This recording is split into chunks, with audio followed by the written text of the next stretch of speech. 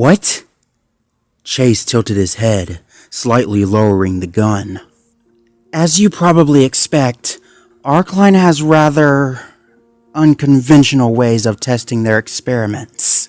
Ferox Malice is some kind of bioweapon, I think. She shrugged.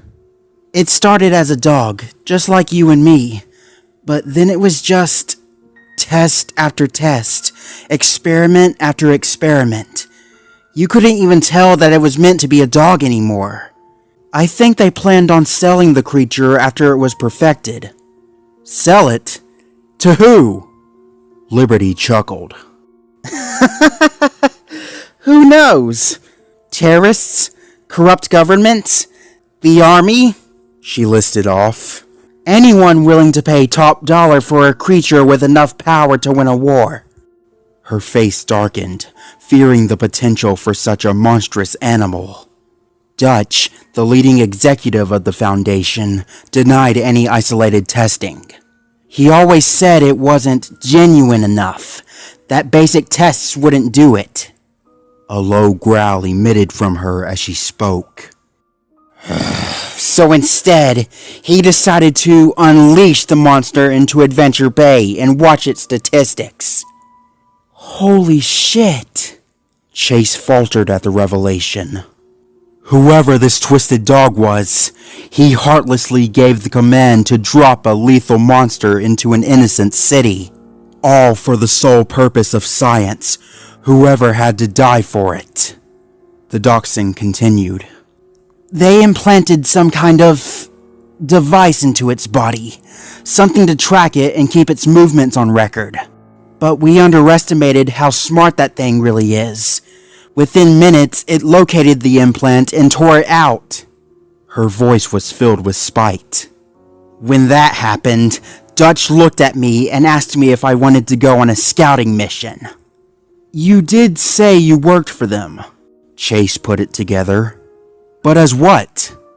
If you're thinking of a scientist, then no. Liberty waved her paw.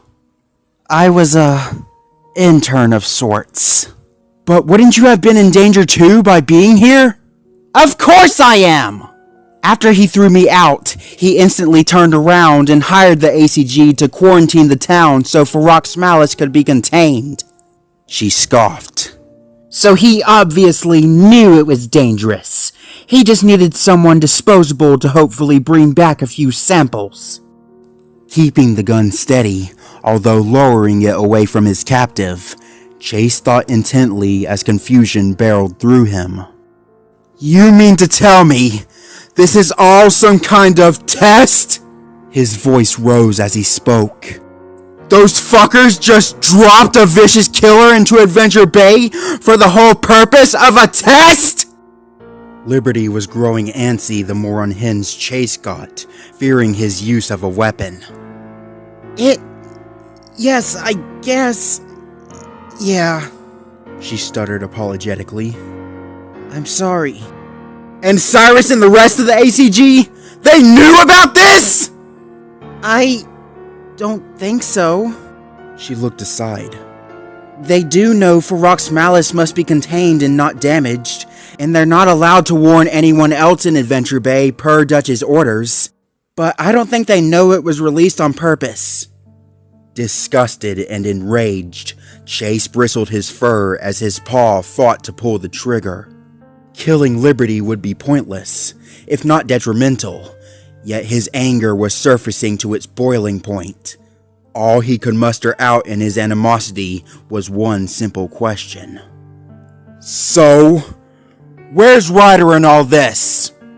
Liberty went silent, an action that nearly shouted its own answer more than her words could communicate. It was obvious Chase was going to hate the answer, but he didn't know what to expect at this point. Nothing made sense to him anymore, and although he itched to save his family, another side of him was festering for answers.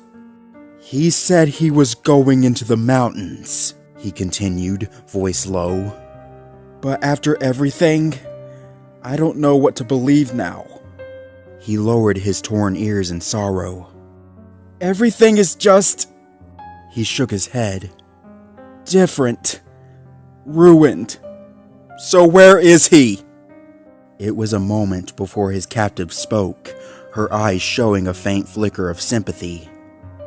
He was paid by Arclight. She couldn't even finish her sentence as Chase suddenly tackled her to the ground. No! He snarled, fairly barreling into her and pinning the smaller dog into the grass. Don't say that! Don't you dare say that! He barked, not noticing he dropped his gun. Don't you even begin to tell me that Ryder abandoned us! Chase! Liberty staggered under his grip. He's been with us for years! He rambled on, denial in his mind. He saved me! He saved all of us! He guided us! Loved us! He stopped, growing breathless. His voice cracked faintly. He wouldn't do that to us. Shaking his head, he fiercely rejected the idea of someone he looked up to turning his back on the dogs. Years of inspiration and awe were at risk of being shattered all in an instant. Was it not a dog's purpose to express its love and loyalty to its owner, especially that of a German Shepherd, the most hardworking and loyal breed of dog? Animals tended to be very forgiving, especially household pets, and what would result if their loyalty was exploited? He choked out, slowly loosening his grip on Liberty. No. Fearful of speaking, Liberty released a terrible truth. Chase, humans are very easily manipulated beings. Arcline paid him a massive sum of money to leave without saying anything to anyone. Fucking money? The shepherd said in disbelief. Ryder's not greedy! No one's that greedy! He barked in protest. You'd be surprised, Chase. Money can do a lot of things to people, she tried to explain. They gave him enough to make new towers, recruit more dogs, hell, start a whole new legion. I don't understand! Well, of course you don't, Liberty shrugged. You're not human. Since the beginning, Chase always made the mistake of desiring answers to things he wouldn't or couldn't understand. He nearly pulled the trigger on himself by aligning with Cyrus, throwing him down a rabbit hole of terrible truths he wished he never knew. Yet, if he had not exposed himself to the terror and destroyed his innocence, Ferox's malice likely would have done even more damage as it slipped under his radar. Even now, the puppy struggled against the one thing he fought every day to grip, yet always slipped from his mind: the complexity of humanity. The very thought of a loving owner dropping everything they loved for a couple of $1 million was bewildering to him. Money was nothing to a dog, therefore they had no understanding of it. Sighing, he released Liberty and stepped off. So, that's it then, he sighed. It's all over. Not exactly. The smaller dog stood up. There's still another way. Chase looked up at her. You need to come with me back to the Arcline Foundation, she explained. I called them after we got out. They want you. They want all of you. What do they want with us? Chase narrowed his eyes. I told them about all the biomass Ferox Malice created in the basement. Turns out it's never done that before, she informed him. Since you were all physically exposed to it, Dutch wants you all back for questions. You mean testing? So I locked Marshall in his kennel, she said with a wince. And I had to knock out Rocky, maybe? What? Look, you can kill me later, Liberty waved off. But this is your way out of here. Arcline is willing to house you all, to save you, to free you from all this hell.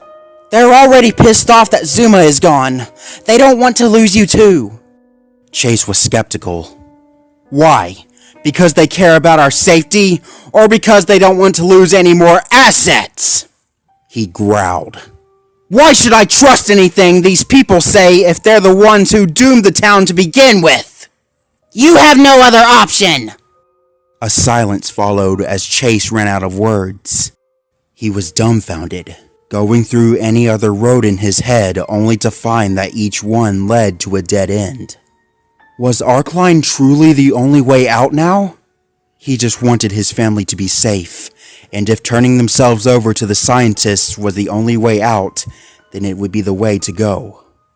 After a long moment of thought, the shepherd spoke with great reluctance. I don't trust you, he said. I will never trust you. I wouldn't walk to even a water dish with you.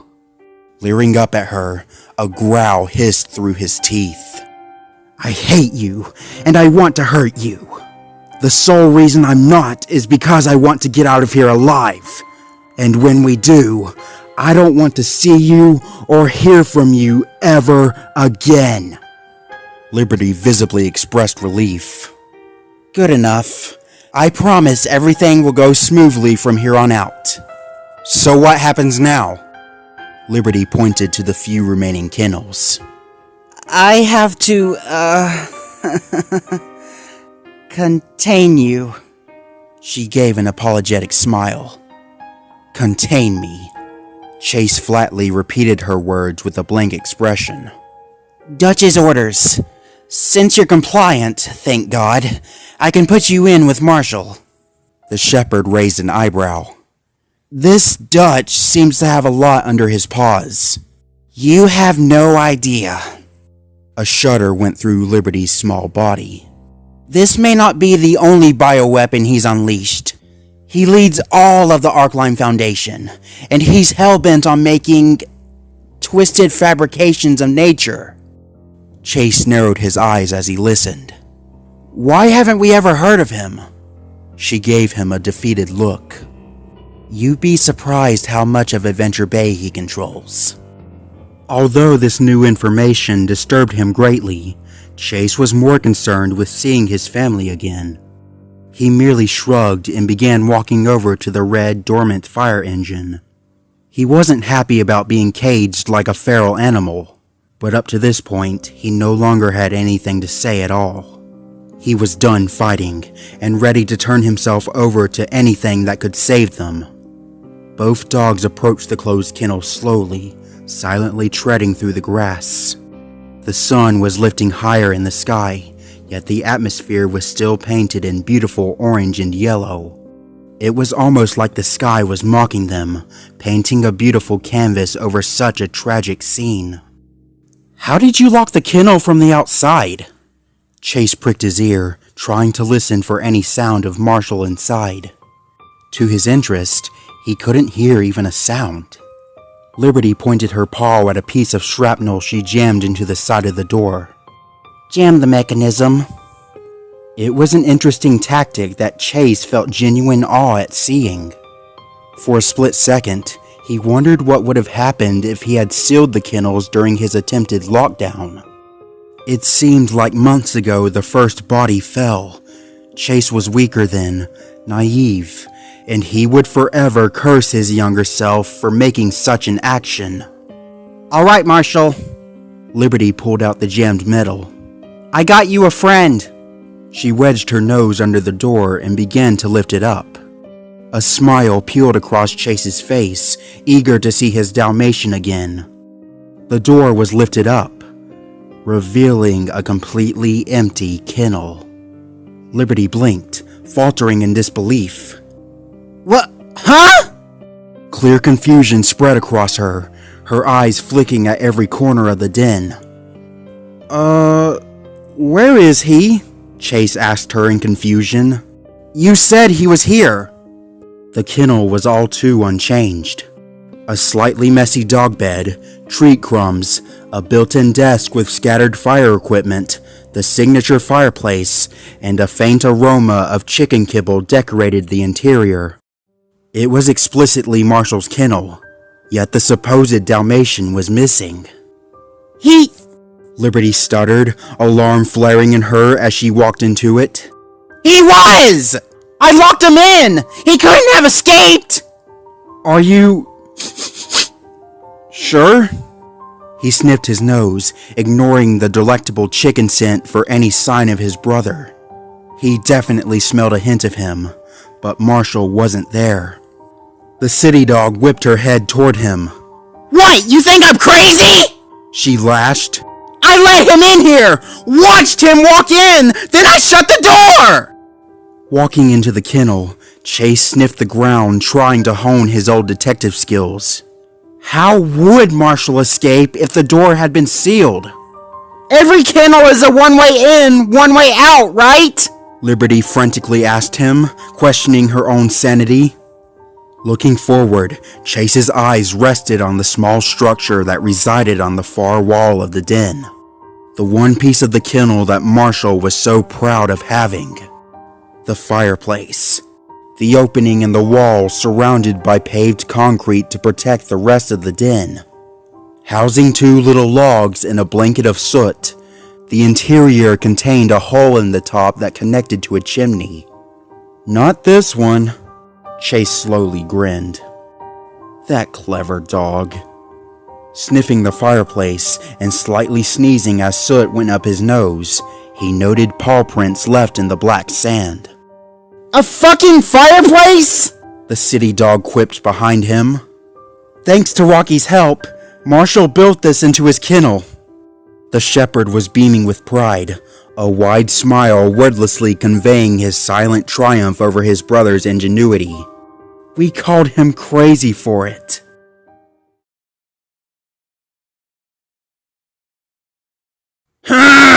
Come on! Marshall grunted as he struggled to drag Rocky's body across the dirtied floor. Holding the mix by his scruff, he vigorously pulled with all the strength in his teeth and neck he could muster. Rocky was certainly heavier than he looked. The Dalmatian ached all over, his white body now blackened with soot and tiny pieces of debris. The wet grass outside cleaned the undersides of his paws as he snuck away, but still he remained filthy. He watched Liberty attack Rocky from behind.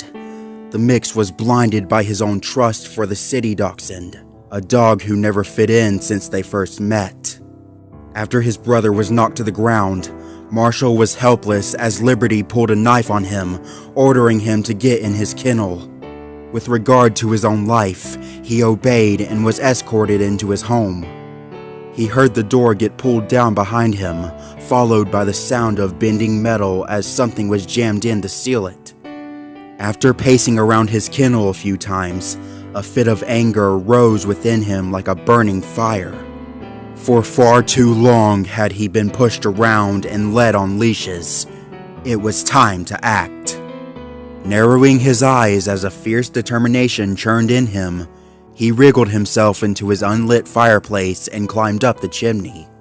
Sneaking behind the kennels to deter Liberty's line of sight, he returned to where Rocky's body lay in the grass and grabbed him. Realizing quickly how heavy he was, he knew there was no time to drag him across the clearing and into the forest. For cover's sake, he had to return into the lookout, or what was left of it. Pulling Rocky through the shattered glass doors, they crouched low in what used to be the interior of the elevator. After the main upper floor crashed down, the area around them was shrouded in complete wreckage, efficiently hiding them.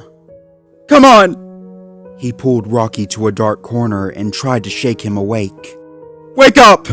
Don't tell me this is what does you in after all we've been through! He slapped his paw across the mix's face, trying whatever he could to open his eyes. The impact jerked the gray dog's face to the left, and Marshall's pad stung from the force. Don't make me deal with Liberty by myself! Please! He tried to growl, attempting to hide his growing sorrow behind playfulness. Wake up! He slapped him again. To his relief, Rocky began to stir. He shifted on the ground. Ow! Dude, my head! He groaned in mild pain, reaching a paw up to his face. What the hell? Hey, you're not allowed to die yet. Marshall laughed his tears away. Now get up. Reaching out a paw to be helped up, Rocky winced. What happened? Liberty happened. She backstabbed us, just like Zuma. The firefighter spat, helping his brother back to his paws. And without Chase, it's just me and you now. He's really gone, isn't he? The mix lowered his ears. I can kinda still smell him around, though. Yeah, so do I. I don't think it'll ever leave my nose. Rocky looked to the ground, trying to make sense of Chase's final order. I guess I'm the leader now. Leader of what? Me? Marshall tilted his head. There's no one else left. Well, I'd rather have you instead of no one at all, smiled the mix, happy that there was even one piece remaining of the Paw Patrol. If we take Liberty together, we can overpower her and maybe get some answers. Looking back toward the wreckage around them, both dogs took a moment to take in the ruin that was their home. Rocky knew they had to leave when everything was finished, but where they'd go was unheard of in his mind. Surely they weren't going back to the streets. He had vowed to himself and every dog he loved he'd never see them in those alleyways. A great sadness befell them both, and they took a moment to sit down on all fours, mourning the end of their organization. A gentle voice floated up. Guys? Both dogs sprang up in alarm, darting their widened eyes toward the source of the voice.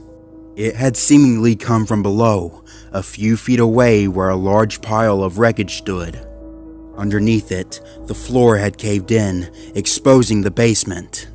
The voice was recognized immediately by Marshall. That was Zuma! His heartbeat quickened as he looked around, starting to walk over. Rocky was unsure, but he couldn't find the words to explain why. Zuma? Marshall called, barking loudly into the stuffy air. Are you alive? After a few seconds, Zuma's voice piped up from below the debris. I am. Thank goodness. I thought you both were dead. The voice was muffled and weak as it struggled to get its words through the solid wreckage between them. Where are you? The Dalmatian picked up his pace. The Labrador's betrayal was still fresh in his mind, but Marshall's sole weakness was his own heart. Rocky narrowed his eyes. Marshall? Under here! The voice gently nudged the debris plugging the newly formed entrance to the basement. I just need an opening and I can climb out. Quickly scoping out the pile of metal and twisted steel, Marshall spotted a sheet of metal that was plugged into the side. Desperate to save his brother, he gripped the twisted piece of debris and started trying to yank it out. A shiver went up Rocky's spine. Marshall, wait! Rocky, help me out here! The firefighter ignored the protests of the other dog, snarling as he attacked the metal. Slowly, it began to come loose, and dread surged in Rocky, only multiplying with each tug the Dalmatian gave. Managing to bend it outward just a little, a tiny opening was created in the wreckage, and Marshall reached his paw in. Here, grab my paw! I can pull you out! Alarm flared in the gray mix, springing him into action. Marshall, no! He ran forward and tackled the Dalmatian away, forcefully pulling his arm out. They both crashed a few feet away to the ground. Ow! What are you? The firefighter bristled as he kicked up dust. What are you doing? I felt him! I felt his paw! Hyperventilating, fear plugged Rocky's voice, and he looked back with a silent prayer that it wasn't too late. His fur stood up on one end, breathing heavily as he kept Marshall pinned. The Dalmatian fought at first, snarling to claw away Rocky's leg, only for the stench of burned flesh and gore to emit from the new opening he created. His anger died out, and fear locked up his throat. We're supposed to help each other. the voice said again, still Zuma. So why? A massive bang of impact shook the wreckage as something below smacked against it. Are you? Another bang shot through the air as flesh collided with metal. Rocky and Marshall stood up, traveling backward as terror climbed up their bones. The voice angered, shifting its pitch and tone until it wasn't Zuma's at all, but Rubble's. Defying the inevitable! The creature below screeched in rage, driving its tentacles into the fine cracks and wriggling them between the pieces of metal. The dogs watched in horror as numerous worm-like appendages burrowed from the crevices of the metal and glass, wrapped around them and tearing away each chunk. The monster trapped within was not keen on containment and was slowly forcing its way back into the daylight. With nowhere to go or hide, both dogs turned and ran.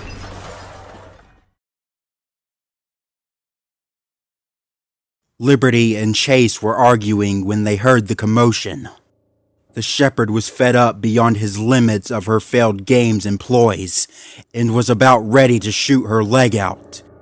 Sensing the hostility, Liberty was growing more defensive, even believing she'd have to resort to violence after all. Just before they came to teeth and claws, the sound of panicked yelling made both dogs turn their heads. Run!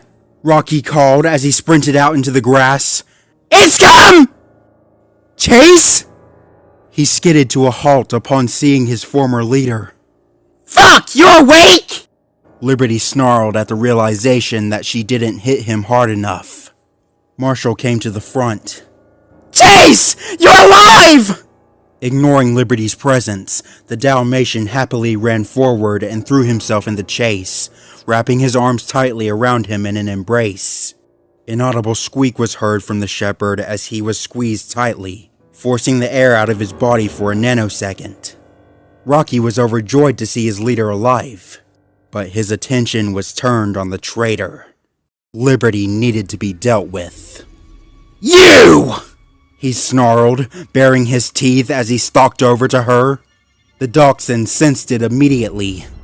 Hey, back off! I have a knife! Fuck your knife! The mix waved off. I'm gonna tear you apart! Rocky, hold on! Chase tried to pry Marshall off. Just give her a...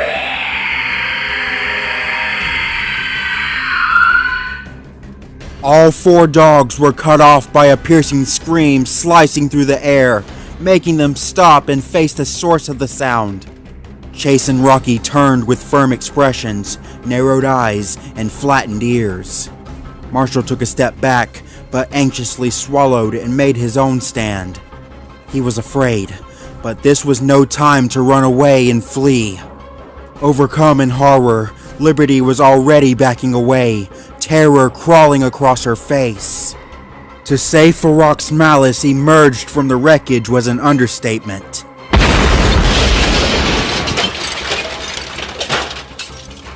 It exploded out of the top, smashing through the roof of the tower and sending smashed pieces of metal raining down. Bristling its festering body, dripping and oozing with blood and bodily fluids, snapping and cracking its spindly limbs, it emerged out like an angry god, staring down at its prey with its unmasked teeth-lined head. Holy shit! Rocky stepped back. Screeching above them, Farrak's malice crouched down and planted its claws onto the roof, tearing up large pieces of metal like paper. Its tail traveled under the roof it stood on, fingering out pieces of debris like candy. Roaring its signature screech, it lifted up pieces of metal and meshed them into one massive ball of scrap. Look out! Chase snapped as he watched the creature lifted above its head. They scattered as Farrak's malice flung the projectile into them. It smashed into the ground, breaking apart in a blast of shrapnel. Rocky ducked his head at the sound, sprinting for his life for a kennel. It wasn't good protection, but it was something with a roof over its head. Liberty and Marshall dove under pieces of the fallen tower, sprawled out across the clearing. There they hid, fearful as they quivered before the terror of an unstoppable monster. Diving into a roll, Chase dodged the attack with a growl, briefly shaking his head of the dizziness.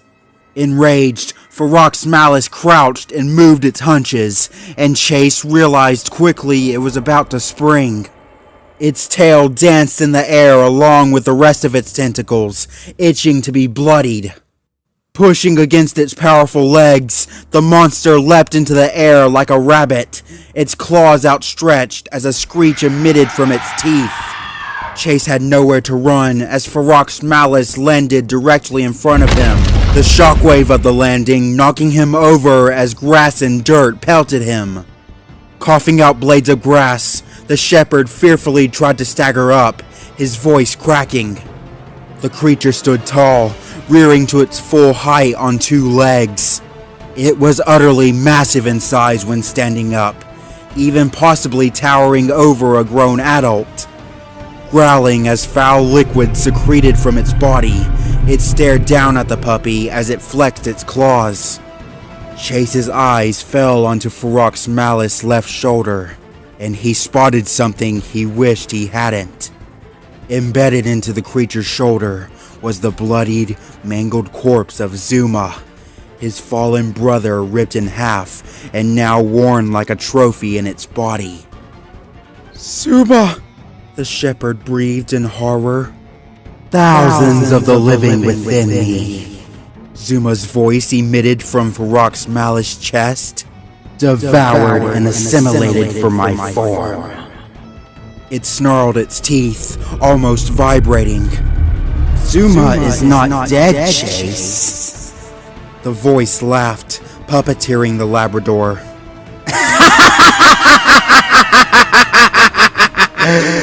"He is alive, right here." The creature lifted its arm, pointing a claw at Zuma's strung corpse. "While he is connected with me, his mind is kept alive, as is Rubble's as well. I keep them because I need their voices, their memories, and their strength. Together we are one, our minds intertwined. Does it bring you solace to know that they are not truly dead?" Ferox Malice emitted a noise, almost like a laugh. "And you should be happy, because soon you will see them again, within me." Aghast with terror, Chase couldn't find the words to speak as he looked up at the terrifying creature. His body flattened as his heartbeat accelerated, his breaths picking up at a speed he couldn't keep track of. "And I know," the creature suddenly swapped to the voice of Rubble, "that there is nothing you want more than to see your loved ones again." It reached out, outstretching its arm with open claws. So let me grant you that wish." This was it. Chase was going to die. For a moment, he wanted to run, as his paws shook for explosive movement, but a lingering static filled his head. In what he thought were his final seconds, all Chase saw were the claws of the creature, reaching out to snatch him up. The shepherd shut his eyes.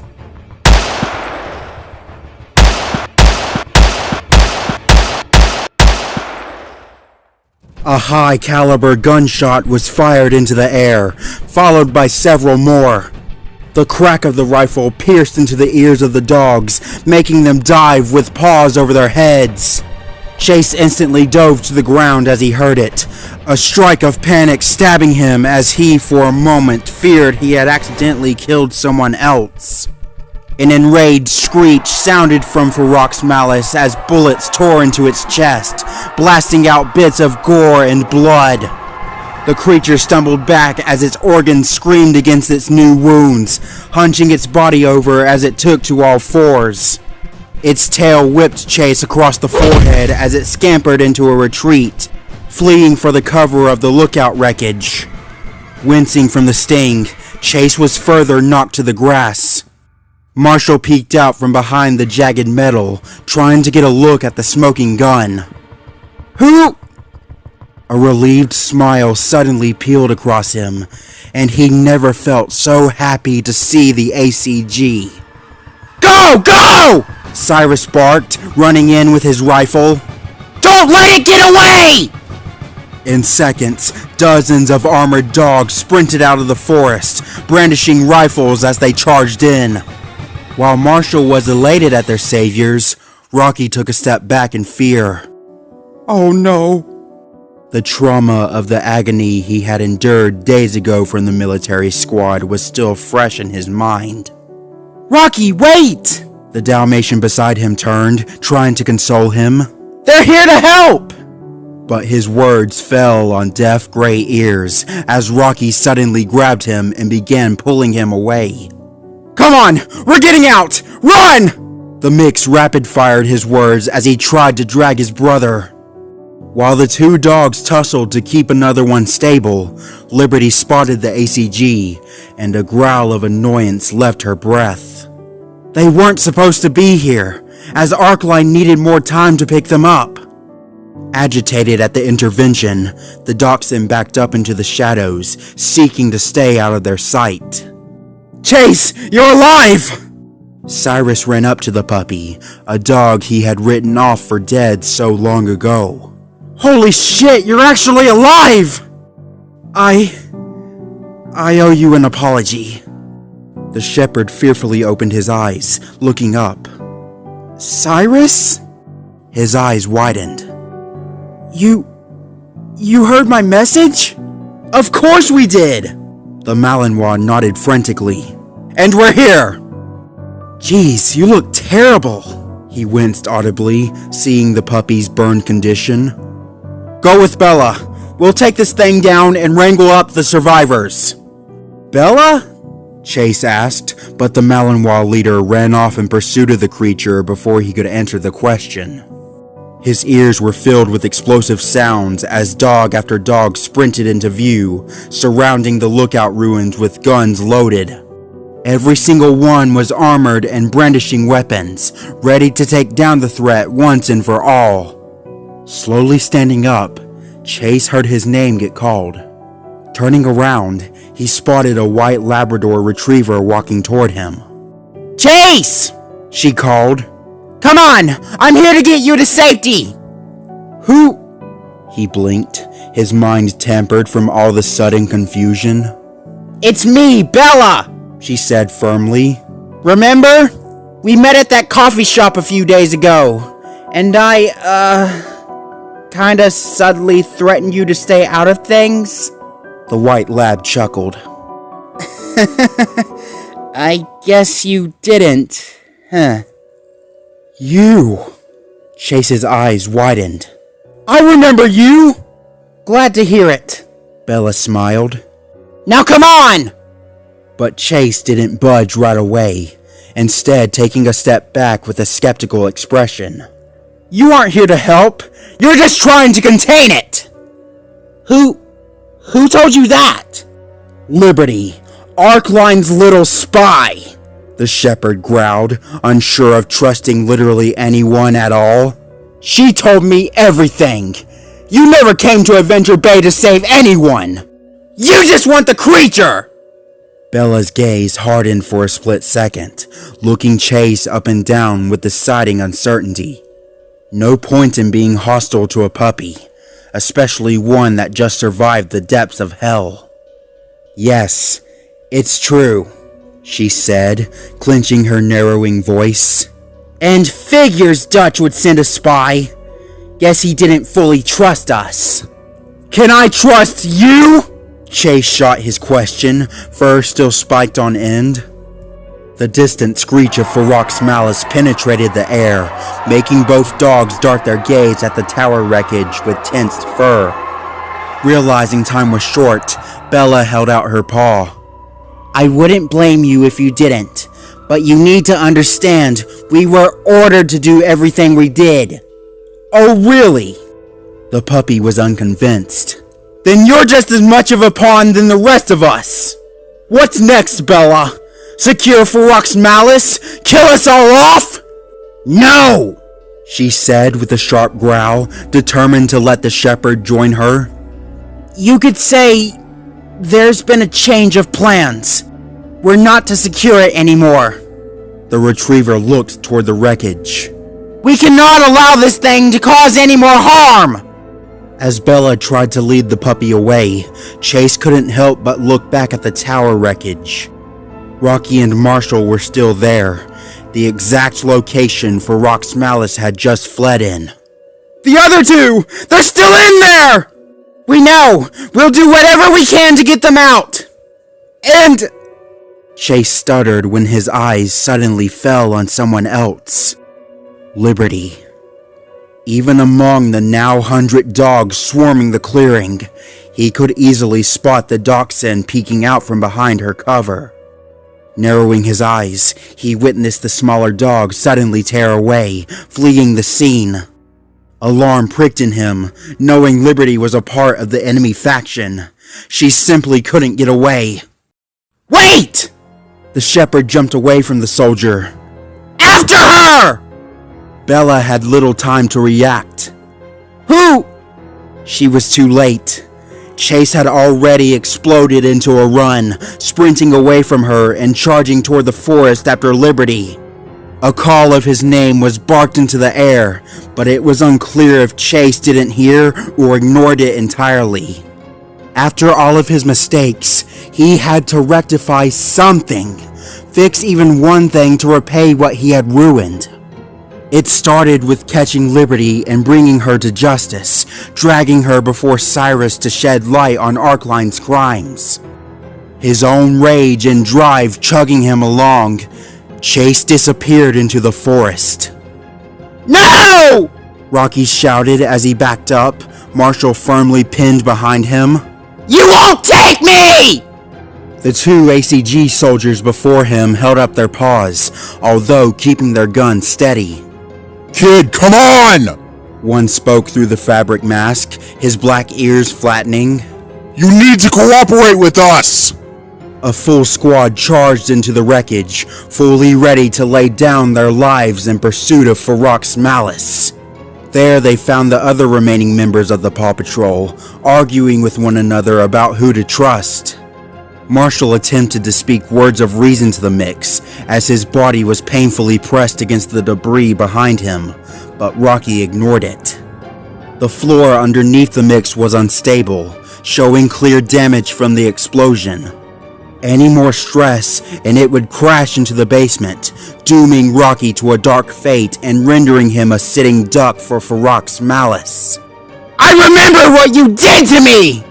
The mix bared his teeth. You hurt me! You hurt all of us! The soldier turned his gun around his back, trying to hold out his gloved paw. You're not safe! Farok's malice just ran and hid into here! You need— Get away! The ACG soldiers really just wanted to grab Rocky in their paws and carry him out, but the clear damage to the floor canceled out their options. Any more weight would fracture it. Rocky would have to walk to them willingly. Piercing screeches tore into their ears as Farok's malice blasted out into view, rupturing the canopy of the tower's roof and sending metal shrapnel in all directions.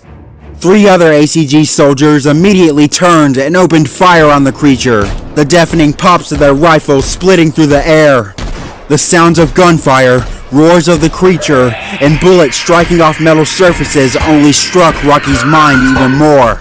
Farok's malice snarled in rage, spitting its tentacle out of its mouth and impaling one of the soldiers, prompting an agonized scream as blood streaked from the shattered armor.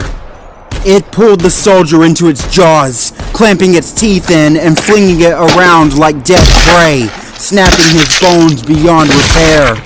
The dog's corpse was tossed aside as Farok's malice tail ensnared around another soldier's leg, whipping him into the air and slamming him off the wall. A blood splatter formed on the surface as the soldier collapsed below, unmoving. The splashes of blood and screaming set alarm for the other soldiers. Look, kid, there's no time! He pleaded to Rocky. The second soldier was forced to turn away, drawing his weapon and firing at the creature. Farouk's malice seemed to shrug off the bullets that hit it, raking its claws through another soldier and rendering him to bloodied shreds. More soldiers flooded in, Marshall managing to wedge out of Rocky's grip and fleeing out into safety. It was only Rocky left now, while Farouk's malice cut, stabbed, and shredded whatever dog dared to attack it. Body gore and broken armor flung in all directions, but still the ACG was relentless. Flamethrowers! Cyrus shouted into his radio while Marshall ran beside him and cowered under. A soldier at his side turned to face him. We're not containing it anymore? Screw Arcline! I'm tired of standing idly by while this town falls to ruin! The Malinois snapped at his comrade. We can't let this thing continue on! I know we had orders to secure its safety, but too many have died! We're killing it here and now! Now rebelling against the starting order, he bristled as he shouted into the radio. Flamethrowers! All of them! A military helicopter soared down from the sky, the screeches of Farouk's malice clearly audible as the soldiers fought to keep it at bay. Hovering a couple of feet above the ground, its side doors opened, and several Great Danes in heavy armor all jumped out, landing into the blood-stained grass. They carried gas canisters strapped to their backs, fire-resistant armor, and masks shrouding their bodies. They were truly terrifying soldiers, driven home by the flamethrowers they carried at their sides. Look, kid, you're going to die if you don't move!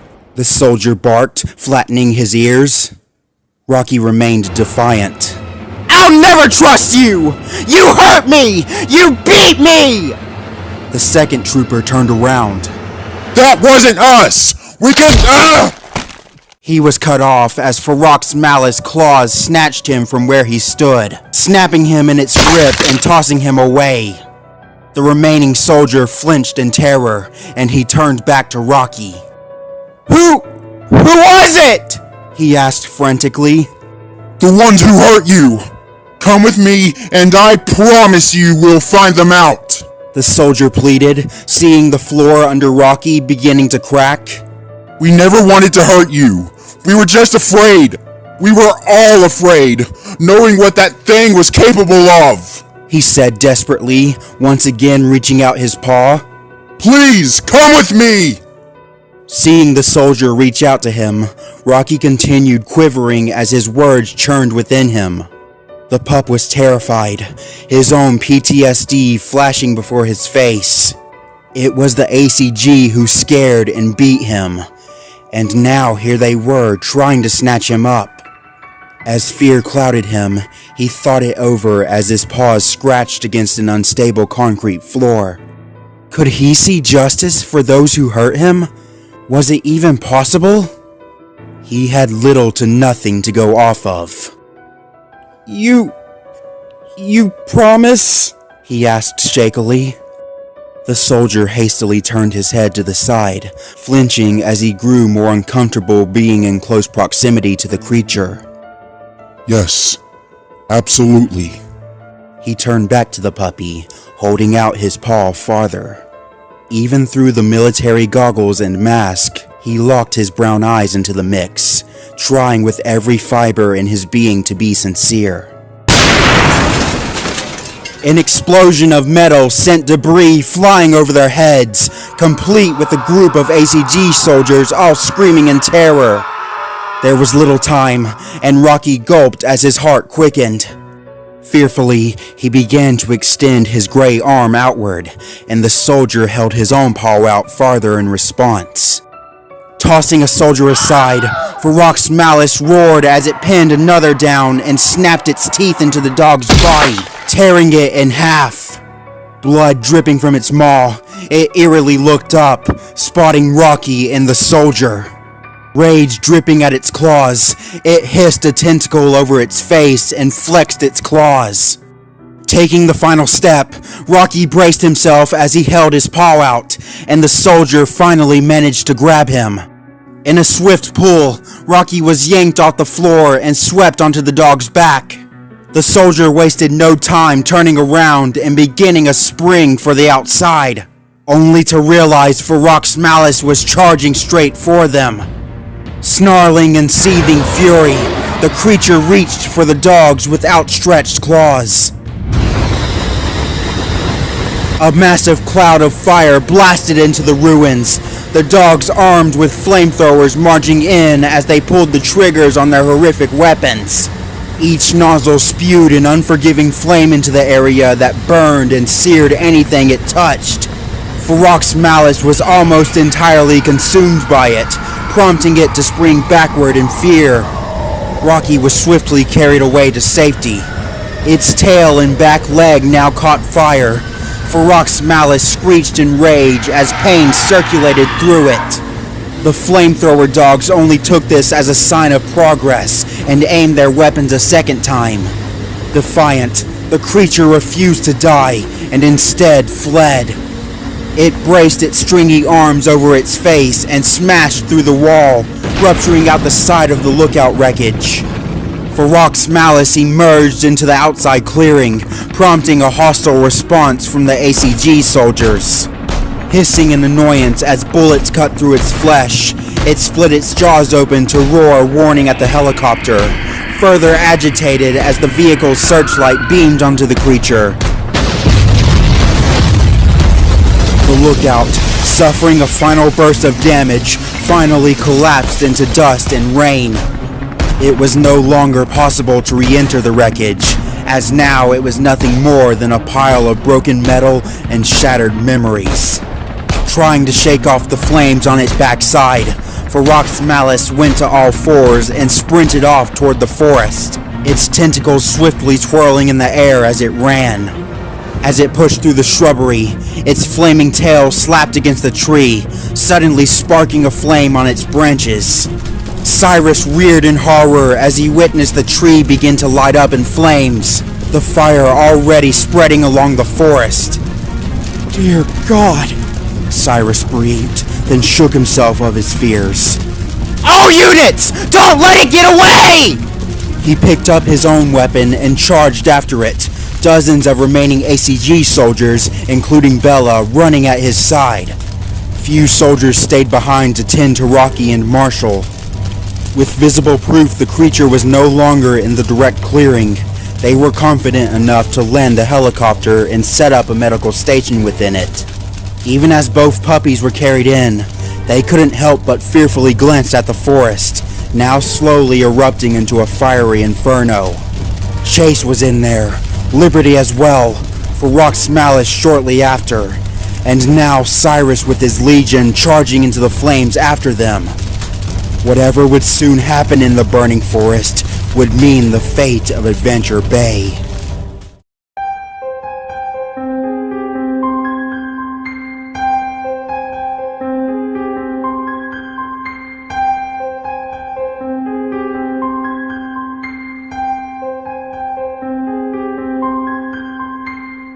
"I don't have much time!" Liberty frantically said into her collar as she ran, pushing through sharp bushes and tripping over logs. "I need an extraction! Get me out of here!" "Do you have the assets?" The voice came through on the collar. No, she said apologetically. "The ACG intervened! They have all 3 of the dogs!" A grimace was forced from her breath as a low branch smacked against her, pelting her fur with leaves. "So, you lost all of them?" "Yes, I know," Liberty heaved, jumping behind a tree and looking back. "I know! I lost them! I'm sorry! But I'm an asset too, right? Come get me! Send a helicopter! Send anything! Please!" Panic filled her voice as a long duration of silence came from the other end. "Please! They're after me!" "Liberty," the voice began. "I don't think we can do that." "What? No!" Alarm flared through the dock's end, and she crouched low under a bush in a desperate attempt to hide. You can't do that to me! You know Dutch isn't happy with you, and we have other dogs here, ones that can actually do their job properly, the voice said coldly. What about the infection in the basement? Did you get a sample? Liberty winced, already knowing the answer. I had some set up. And?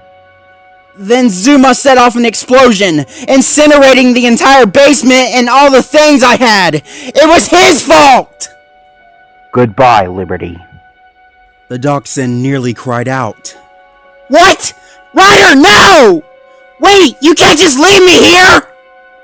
When cold, rejecting silence only met her, Liberty knew with a sinking heart that she had been abandoned. With a shaky breath, she prayed over and over for it to all be just a terrible dream. But every time she shut and opened her eyes, the world around her just became even clearer. Panic filled her heart, and she cursed herself for ever trusting the Arcline Foundation. She took a step back when she suddenly heard Chase's voice. Liberty! Whipping around in fear, she locked eyes with a German shepherd racing over the forest floor. Liberty! Chase panted, coming to a stop in a small pile of leaves. Enough with the games! You need to come with me! With them! He said, referring to the ACG. Just stop running! Frozen in her step, Liberty frantically thought over her options. If she went with the ACG, her involvement with the research company would be exposed, leaving her vulnerable to being pinned for every death committed by the claws of the creature. Even if she didn't release Farok's malice directly, she'd be thoroughly interrogated for any information possible. Terror rose within her as she imagined herself breaking, completely giving up all of Arcline's secrets to the military faction. Perhaps she would walk free the next day, only for her body to turn up mysteriously dead mere hours later. Arcline had a way of silencing those who talked too much. Gears turning in her head, she remembered several contacts she had in Adventure City. All she needed to do was escape. Never! She snapped, baring her teeth.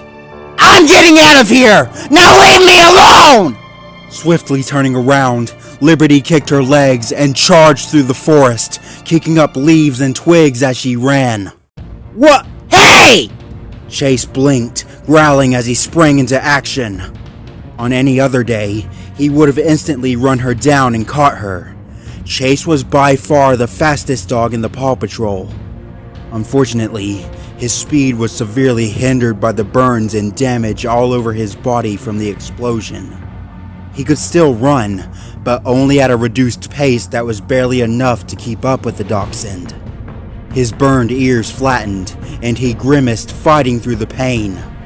Leave me alone! Liberty shouted again, jumping over a log and running into a clearing. Breathing heavily from the exertion, she turned and sprinted to a denser collection of trees and foliage. There was a cave up ahead. A dark archway of stone under a canopy of moss and grass provided entrance to the forest cavern. It was big enough for a person to fit inside, and the pathway within dipped into a corridor that led to another part of the forest. The location itself was a favorite of Rocky's, as he always commented how it felt like traveling under a mountain to the other side of the land. The cave alone had nothing particularly notable inside it, save for some oddly shaped rocks and dripping puddles, but its darkness tended to be quite calming to one's mind.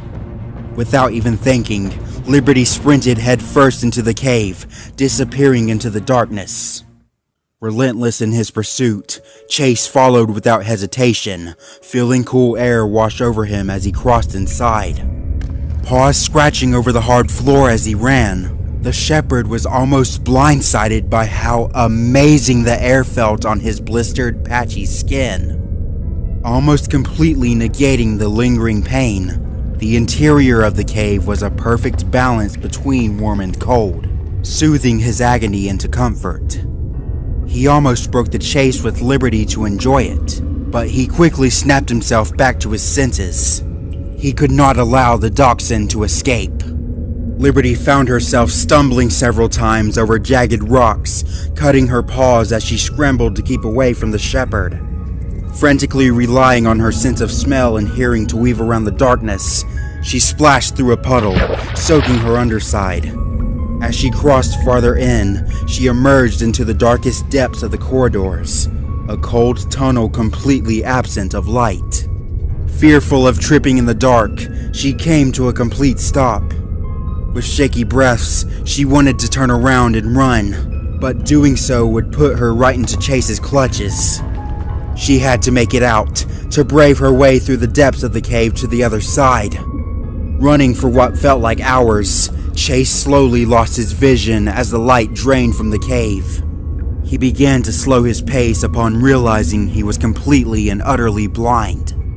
Instantly skidding to a halt, canceling all of his speed in an instant, Chase stood firmly in the darkness. Growling in agitation, he could still feel the rocky ground under his paws, along with the gentle splash of cold dew on his back.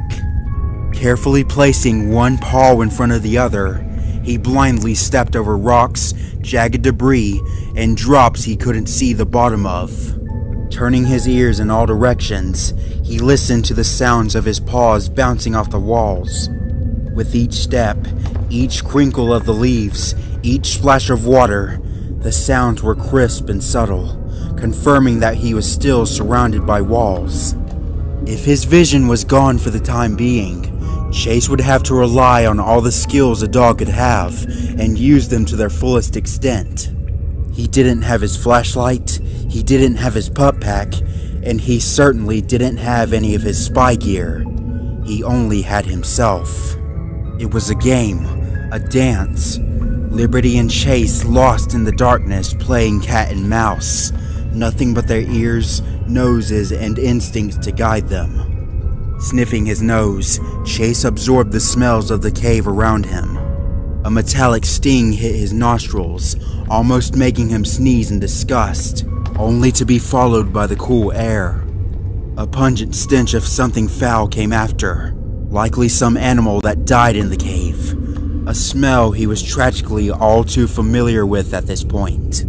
His paws passed over a grainy, cool surface, then another step forward, and his right foot was suddenly dipped in cold water. Legs carrying him, he focused his nose again and sniffed the air. Instantly, a certain stench hit him like a train. Fear. It was always notable that animals had the unusual abilities to sense emotions, to seemingly detect when their owners were sad or afraid without ever having to tell them. It wasn't something Chase practiced often. Sure, he had heard of the feat, but he simply shrugged off the ability and focused on other things. He wasn't an expert, but the smell of fear was pungent enough that any dog could detect it right away.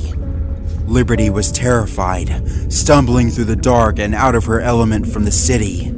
Chase keenly picked up on her scent in a way that almost outlined her in front of him. Entering his hunter instincts, Chase lowered his head and moved forward, heading straight for her.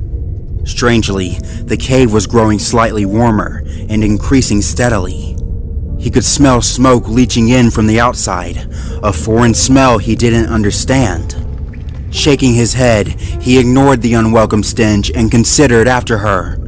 It wasn't until he was mere meters away that Liberty finally picked up that danger was nearby. She snapped into alert. Just come with me! Why can't you see the answer to all this? Breaking into a run, the smaller dog trudged through the darkness. You stay with them, for Rock's malice will kill you all! You knew it was here! Chase barked, rage seeping into his voice. You knew it was here, and you let it all happen! Hundreds could be dead! Half the patrol is gone! I'm not the one who murdered Sky! Those words severed any last bit of mercy he could have had.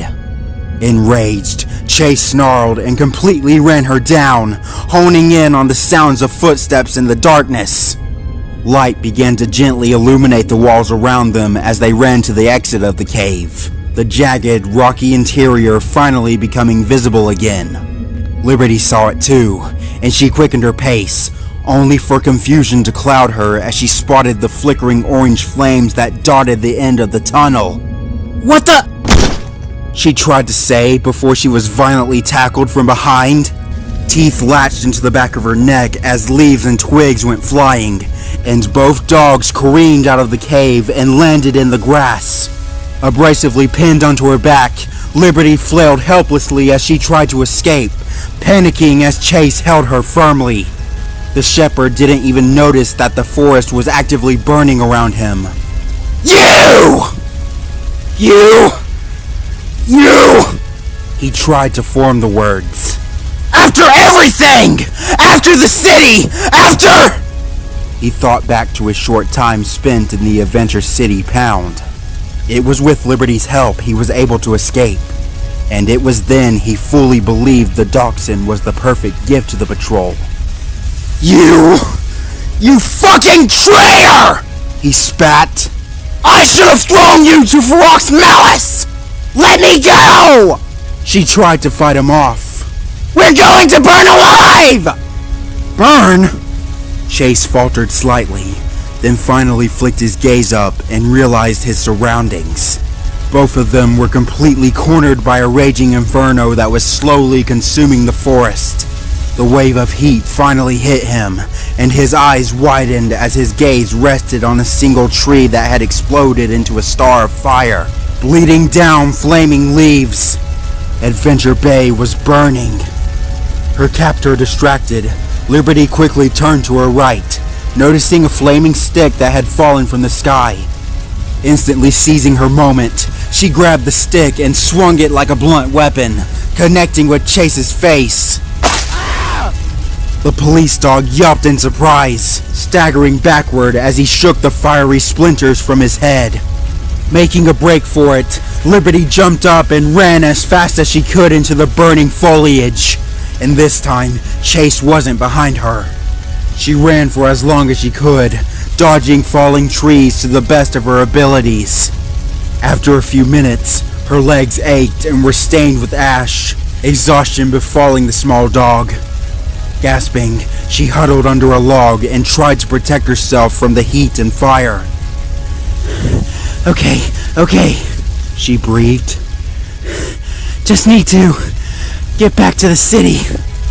Paws quivering, she drew further under the log. The sounds of splitting wood and crackling fire clouding her ears, she concealed herself as much as possible, believing she had finally found somewhere safe. Letting her guard down, she let out a slow breath. The sigh was cut off in an instant. A bloodied, degloved, five-fingered claw appeared from above and snatched her by the neck. She screamed in terror as her body was forcefully torn out from under the log, the bones in her arms painfully snapping into pieces. All she could do was scream helplessly as her body was pulled from the ground. Farok's malice emerged from the darkness like a looming predator, snarling its rows of teeth and flashing its dozens of eyes, a face no longer concealed by the lost skin mask. No! Liberty pleaded for her life as she stared into the face of death, awkwardly flailing her broken arms. Standing on two legs, although squatting under the flaming trees to not burn itself, the creature only hissed in delight as it enjoyed her fearful screams. Even within her own cries, Liberty could faintly hear noises inside the creature's jagged ribcage. There was something inside it. Something alive. Wait! You can't! The dachshund continued to beg. You're not!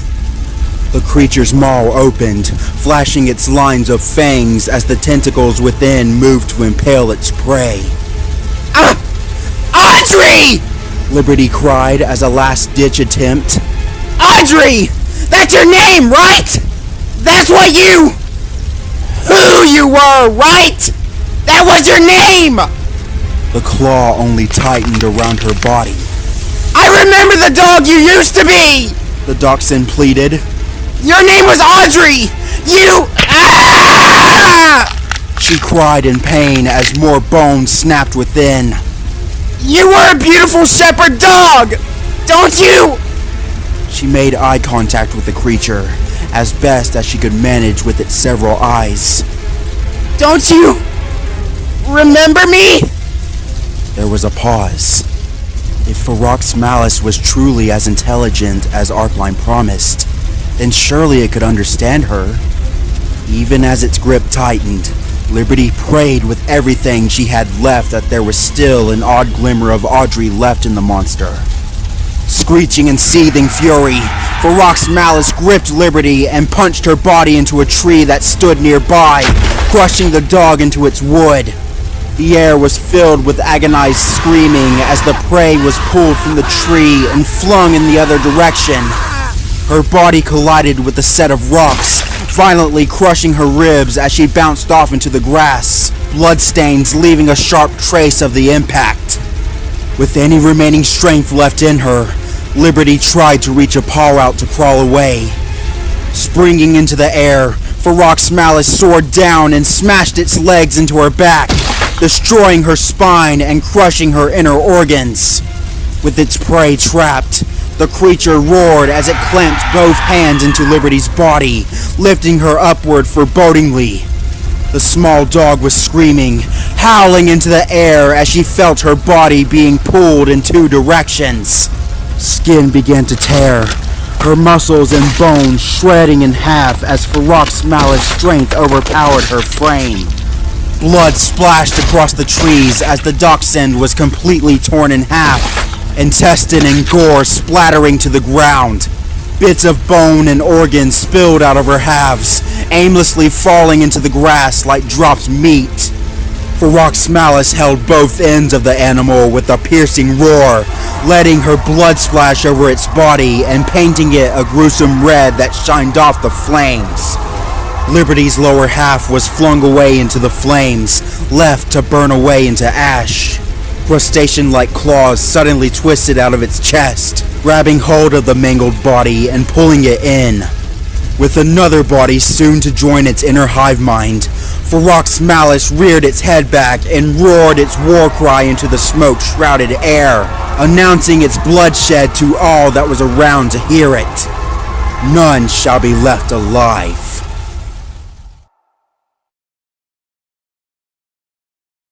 Stay away from the trees! Cyrus called to whatever soldiers still remained behind him. His life flashed before his eyes as he sprinted into the flaming forest, a barrage of heat cooking him under his armor as he entered. All around him, plants and foliage burned brightly, the trees having transformed into surging lights of raging flames. One by one, trees began falling, crashing to the ground and blasting flaming leaves and twigs in all directions.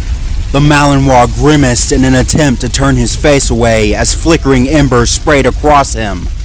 Some of the soldiers behind quickly skidded to a halt, turning tail and fleeing out of the burning typhoon for their lives. Cyrus didn't blame them. A large part of himself also wanted to escape the forest fire and let it burn away. But Ferox Malice had fled, and under no circumstances could the monster be able to inflict any more damage than it already had. If it escaped the forest, it would attack the town and leave hundreds of bodies in its wake. It had to be stopped here and now. Bella!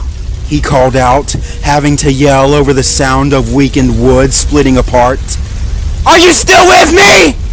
The retriever's call sounded a few feet back. Right behind you, Captain! She was struggling to keep up with him, but a courageous spirit kept her going. The forest was unrecognizable. It truly seemed like every leaf and twig was ignited in burning agony. We can't lose any more of the Paw Patrol! Bella called, wincing as fiery debris singed across her face. We need to get them out of here! They both stopped as they heard Farok's malice, vicious war cry echo through the forest, a signal that it had taken another victim. Cyrus hesitated for a moment, a brief flicker of fear rising within him that he quickly had to push away. "I'm pretty sure most of them are gone." The captain winced, flattening his ears as distress fought to overcome him. "What about Everest? We didn't find her body in the ski lounge." He looked back. "Yeah, but her owner was completely ripped apart. There were pieces of him everywhere." Grimacing at the memory, Cyrus remembered his team moving through the mountains and coming across the wrecked ski lounge. They had little to no information on what had occurred there, so pinning the attack on Farok's malice was the only solution they could come up with. The owner of the ski lounge, a man named Jake, was found completely slaughtered. A small investigation of the area revealed that he owned a Siberian Husky, plus a few other bodies littered around, and the search began. Although plenty of blood belonging to dogs had been found at the site, Everest's body was not uncovered. "When have you ever heard of a dog abandoning its owner?" he pointed out. "If Everest wasn't there, but her blood was, the only answer is that she was consumed. Or she escaped! I don't think..."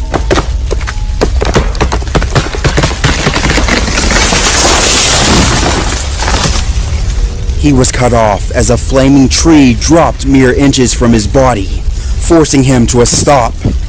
A barrage of embers and splintered wood sprayed into the air as the wildfire around them only intensified more and more. The heat was becoming unbearable, and soon it would take them down in their burning branches.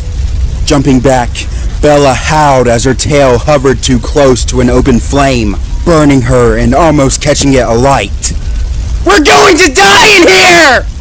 Hearing the pain of his sister in arms, Cyrus flattened his ears as he worryingly looked around in a panic.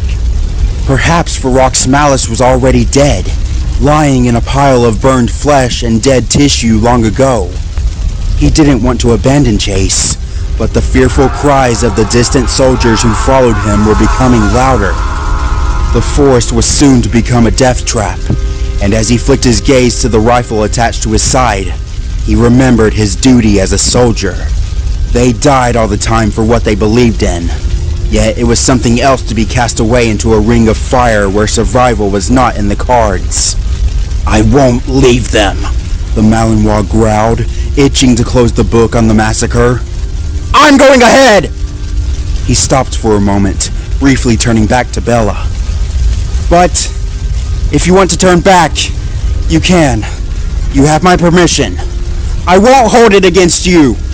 He held her gaze, a moment of connection between them both. "Go back, Bella. I'm going to die in here. You don't have to."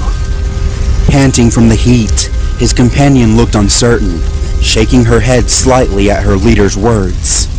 Flicking her eyes around as she processed her situation, her expression changed to cold determination as she looked at him. "Not a chance, Cyrus! We either escape together or die together!" Sorrow hit Cyrus like a knife in the heart, only to quickly be replaced by anger, yet was then immediately smoldered by a spark of gratitude. The captain couldn't exactly say what he was feeling, so he only nodded in response, turning back to continue their trek through the fires. Wincing as they shoved through a wall of spiky brambles and dead flowers, they emerged into an open clearing that provided a small safe haven from the fires, although the edges of the area were lined with flaming trees on the verge of collapsing. A cave was nearby, barely visible through the smoke. Cyrus skidded to a halt as he spotted a puppy wandering aimlessly among the fire. "Chase!" he shouted. The police pup turned his head at the sound of his name, squinting his eyes as the pain hadn't fully left them from Liberty's attack. "Cyrus!" he shouted over the falling branches. "She attacked me!" "Who?" "Liberty!" he snarled, putting an arm over his eyes. "She hit me with a fucking branch, then ran away! We need to catch!" Swiftly jumping to him, Bella cut him off. Forget her! We need to get you to safety before this whole forest comes down on us! Forest? Chase shook his head in wild confusion, his vision finally returning to normal. How did this even happen? We hit the creature with fire. Cyrus winced, realizing his mistake. Only for it to turn around and run into here with a flaming tail. Now everything has gone to hell. He made a motion with his paw at Bella. Grab him! We'll carry him out of the... Look out! Bella suddenly jumped in surprise, locking her eyes on the upper tree line. Chase could already see it by the time Cyrus turned around, and the three of them all drew back in terror. They had gone into the lion's den, and now it was time to face the monster. Farak's Malice jumped along the branches of the trees and leapt into the clearing, landing on all fours on the ground. Its tail already danced in the smoky air, moving in tandem with its tentacles. Get back! Cyrus called to the other two as he gripped his rifle and blasted the creature. Empty shells littered the grass, and the snapping of the rifle mixed with the splitting wood.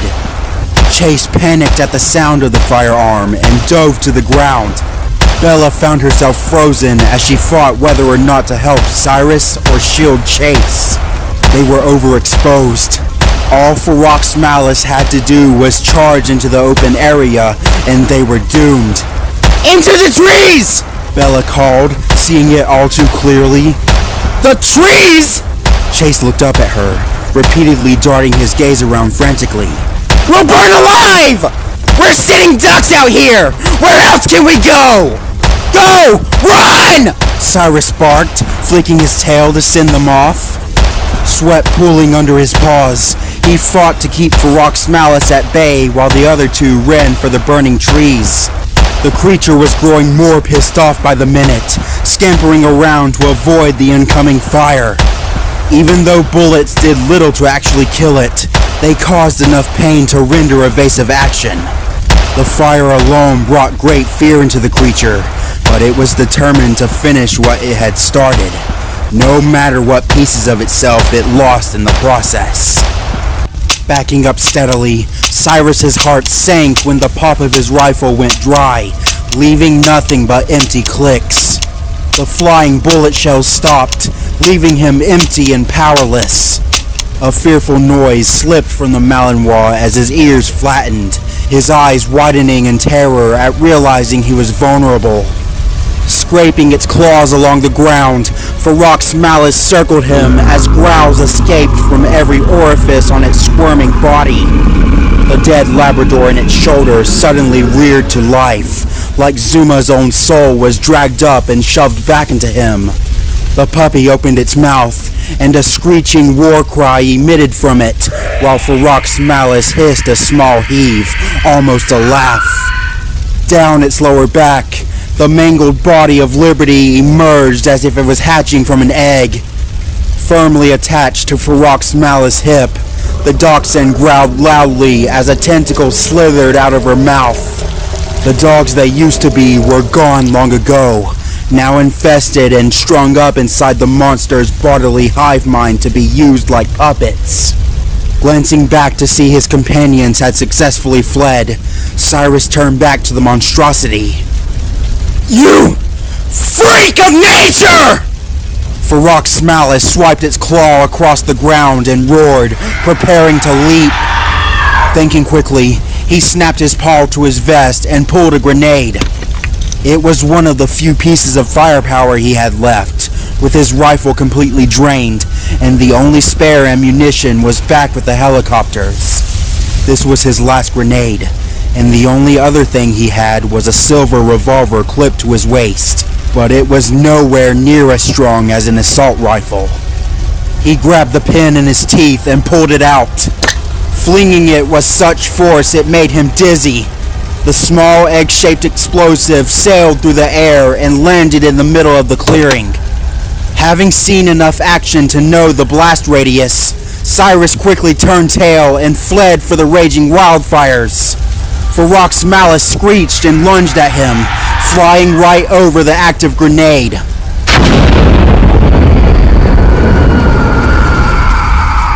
The explosive blast was deafening. A screeching cracked through the air that made him flinch in his step.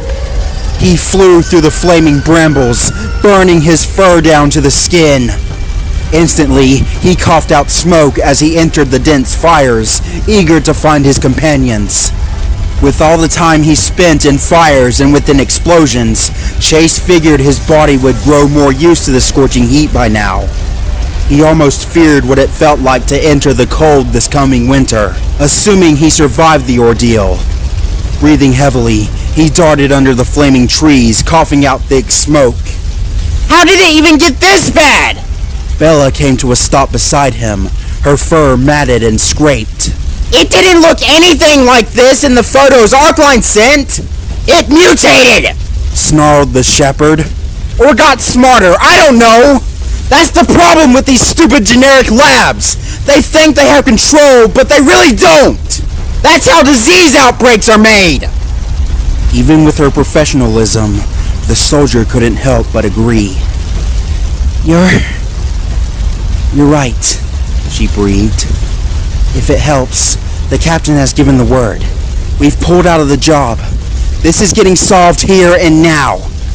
She was interrupted as Cyrus broke through the trees, his explosive movement startling Chase and causing him to jump under a bush. I think I got it! He said frantically. I think Bella choked as a monstrous arm reached down from the tree branches, snatching her by the neck and pulling her off the ground. She lost the grip on her weapons, dropping them below into a bed of flaming shrubbery. Bella! Chase shook under his breath as he witnessed his savior get dragged up into the trees. Struggling as hard as she could, she fought for her life as Ferox's malice lifted her into view, staring her down as it wrapped itself under the burning tree. No! Cyrus pulled his revolver and shot it into the air. The bullet whizzed past Ferox's malice's neck, completely missing it. Although the shot tore into the tree, dislodging a massive cloud of embers and flaming leaves onto the creature. Screeching as painful burns shot all over its back, Bella was dropped to the ground as Ferox's malice jumped from the tree and landed on the forest floor. Thinking of no other solution, the Malinois panicked. Run! But he was short-lived, as Ferox's malice swept its arm in a flash, catching Cyrus in the range and knocking him away. The dog's body harshly hit the trunk of a tree, the impact dislodging another rain shower of embers and flames. Cyrus was out, his weakened frame now laying a few feet away, his gun tossed out of his grip and fallen in the grass. He laid there sprawled out in the grass, his attack sparking an outbreak of terror among the remaining two dogs. Frantic, Bella tried to dive for Cyrus's dropped revolver. The creature heard her movement without even looking, prompting it to regurgitate a tentacle from its mouth and swing it like a whip. It caught the dog's leg and ensnared her, and the creature yanked its head backward to fling its prey off balance. Bella shrieked as she left the ground and sailed through the air, slamming her against the tree. The impact of Bella hitting the tree caused a chain reaction, the sudden force dislodging an avalanche of flaming branches and foliage, all collapsing into a massive bed of fire. Chase watched the whole thing, anger slowly overcoming him at the realization that he would once again watch one of his friends be brutally killed. No longer thinking straight, the shepherd charged out from his concealment and went for the monster. Jumping with his teeth bared, he lunged for the creature, not exactly aiming for anywhere significant, just completely throwing himself at it. Snagging his teeth into the creature's leg, Ferox's malice whipped its head around in hostility. Lashing its claws, it grabbed Chase by the torso and yanked him off.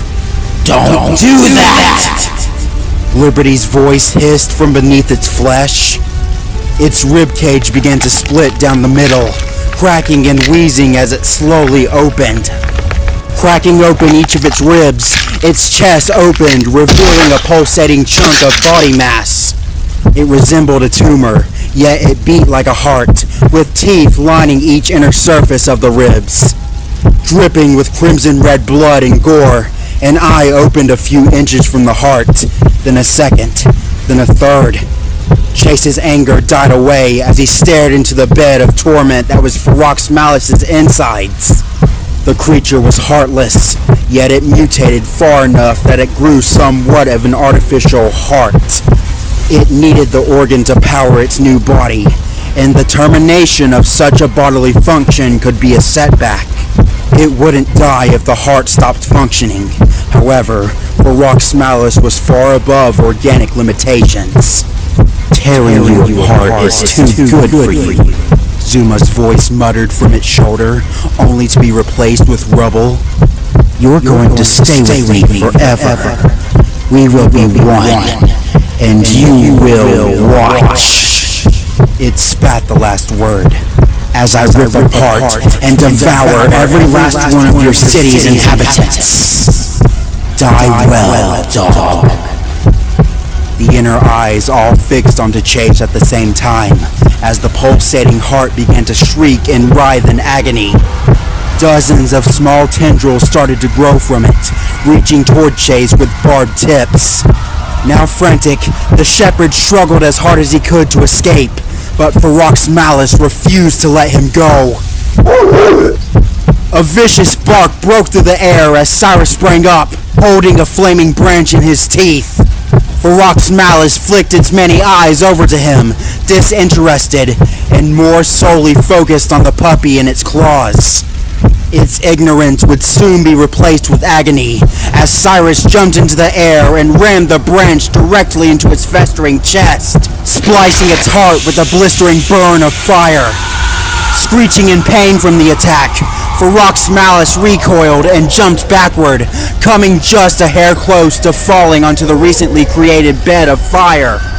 Gripping its chest in agony, the creature hunched over and started heaving. Even if it was highly resistant, it still felt pain just like any other living being.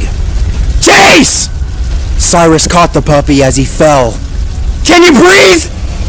The police dog staggered over his own words, slightly disoriented. I think...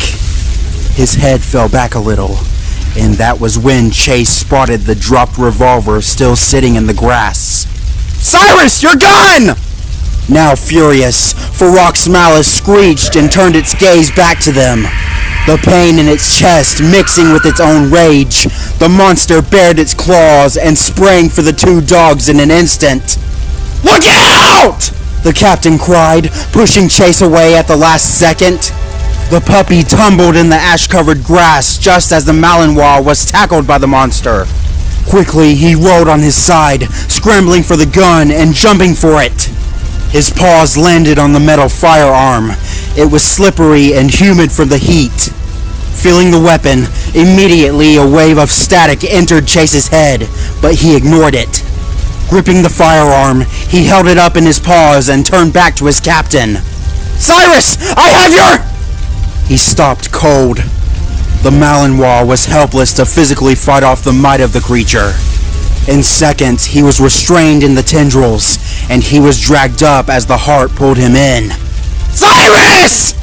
The soldier heard his call, trying to fight through the pain. Chase, you need to... Ah!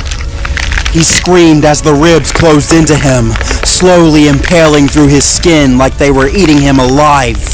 Instantly, the heart inside got to work, beginning to slowly pull and rip away Cyrus's skin while the ribs held him in place. Ferox Malice merely purred through the ordeal. Zuma's body began laughing uproariously, like a twisted flicker of life still remained in it. Rubble and Liberty's voices could be heard laughing in tandem, all celebrating the brutal execution. The soldier writhed in agony as his body was slowly eaten into, the heart mere moments from finally breaking through the muscle layer. Chase! You need to... The puppy was frozen in terror. What am I supposed to do? You need...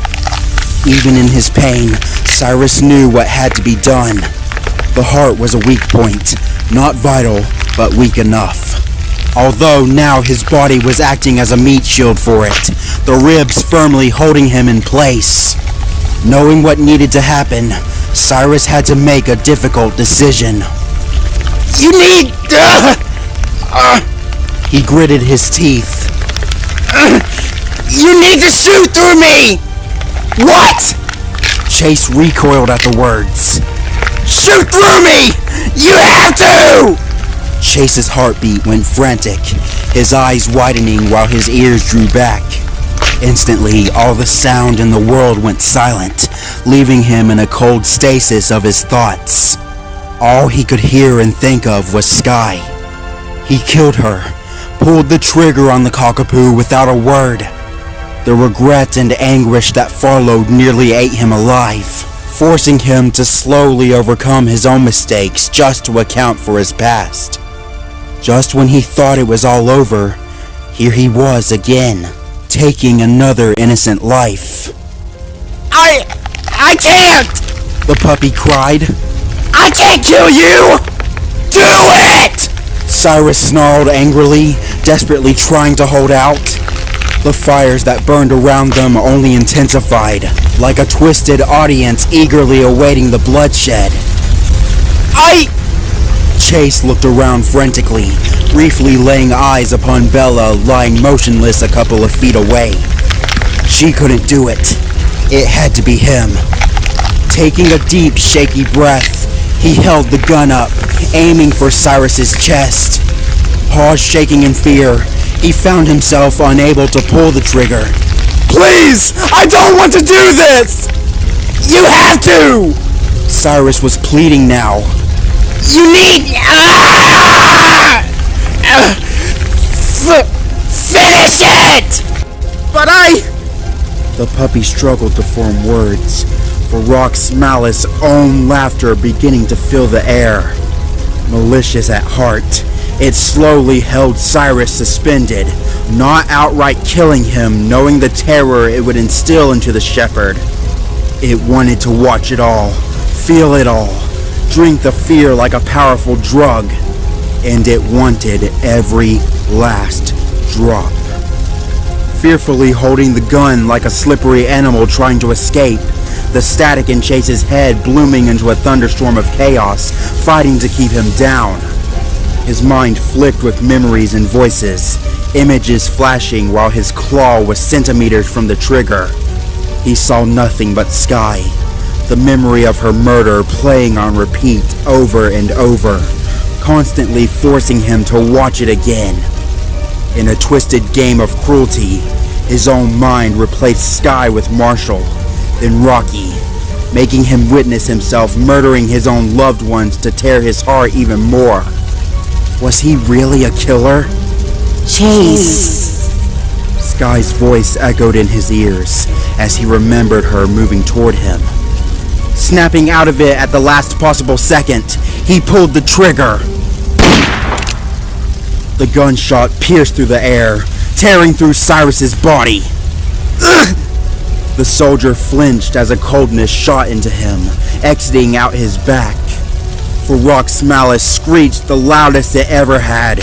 Its chest exploded outward in a cloud of blood and organic biomass. Its ribs shattered out, falling like broken pieces into the ashy ground, along with Cyrus as he was dropped. Staggering backward, the creature gripped its bleeding chest with both hands, trying to fight through the pain that now surged through every bone and tentacle it had.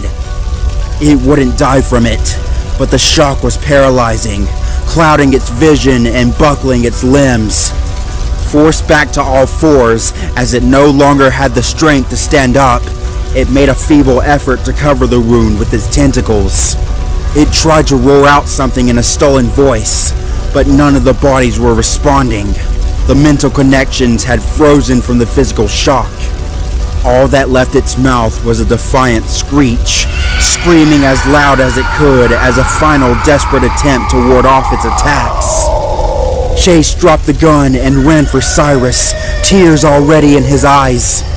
Farak's malice panicked and turned to run in a random direction, only for its leg to clip a fallen tree, tripping the entire creature. Seemingly in slow motion, the monster fell forward over the raging bed of fires, helpless to save itself. With a massive sound of splitting wood and raging fire, Farak's malice crashed directly into the flames. In an instant, it lit up like a burning star, its flimsy body almost as flammable as paper.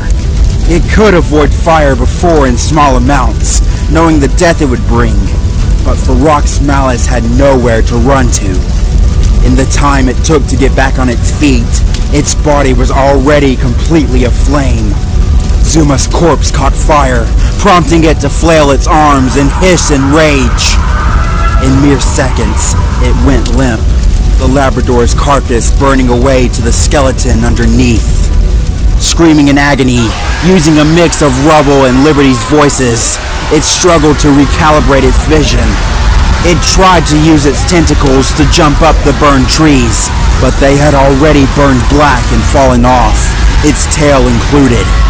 It could already feel the fire burning into its organs, disintegrating its tendons and nerves, leaving them as nothing but ash. As horrible pain flared through the monster, the fires eating away at its body, it meekly reached an arm into the air, trying to grab a tree. The rest of its limbs seemingly gave up, sprawled on the burning ground as the flames charred them to the bone. Reaching for any last escape, almost looking like it was reaching for the heavens, the arm finally gave up, falling lifelessly into the fire. The rest of the body collapsed, Farak's malice strength leaving it as the flames swallowed it whole. The flames soon died down, revealing a blackened skeleton of a monstrous animal.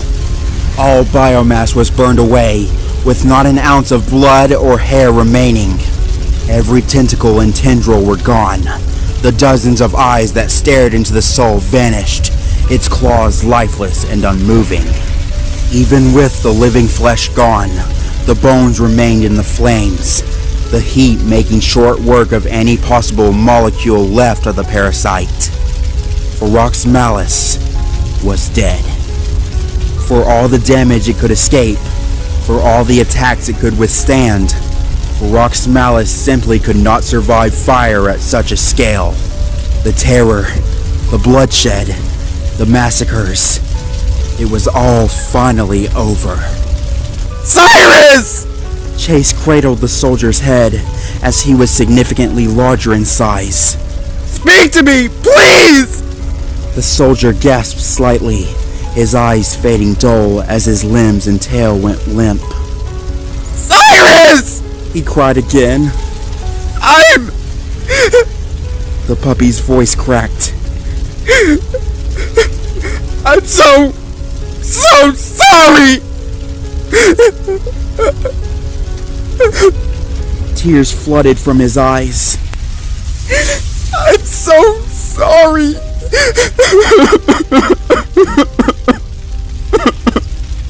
The trees began to collapse around them, the forest finally losing its stability from the fire. I'm sorry!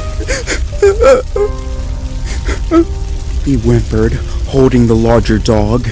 Fearfully looking around, he saw only the fires crashing down.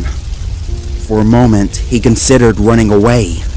It would probably save his life, but he had no idea where to go. The last time he was here, he used Farak's malice roars to find his way back, and last time there definitely wasn't a forest fire. He thought of Marshall and Rocky, his last remaining family.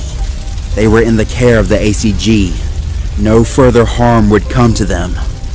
Sadly looking back down at the fallen soldier, he knew what he had to do.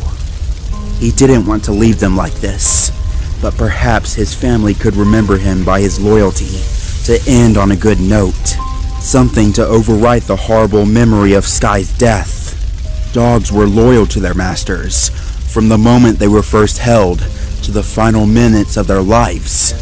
It was a doctrine they stuck to, proudly upholding the title of man's best friend. But who was Chase's master? It wasn't Ryder, Not after all this. And what was a dog without an owner? It wasn't Rocky or Marshall, and Chase refused to call himself an owner. It was practically taboo for a dog to do so. That left Cyrus. The captain had been there from the beginning. He tried time and time again to protect Chase from the horror that Farrak's malice would bring. The puppy didn't listen, and by knowing too much, innocence died. Cyrus protected him as much as he could and saved his life from the creature's grip. He wasn't an owner, nor a master, but Chase couldn't deny he saw the captain as his leader more than Ryder ever was. Sighing softly, the sorrow bleeding from his mouth, Chase gently folded his limbs and settled down in the grass, resting his chin on the soldier's arm. The sounds of splitting wood signaled the trees were falling as the sky blotted out from the smoke. Closing his eyes, Chase accepted the end, knowing that the deed was done.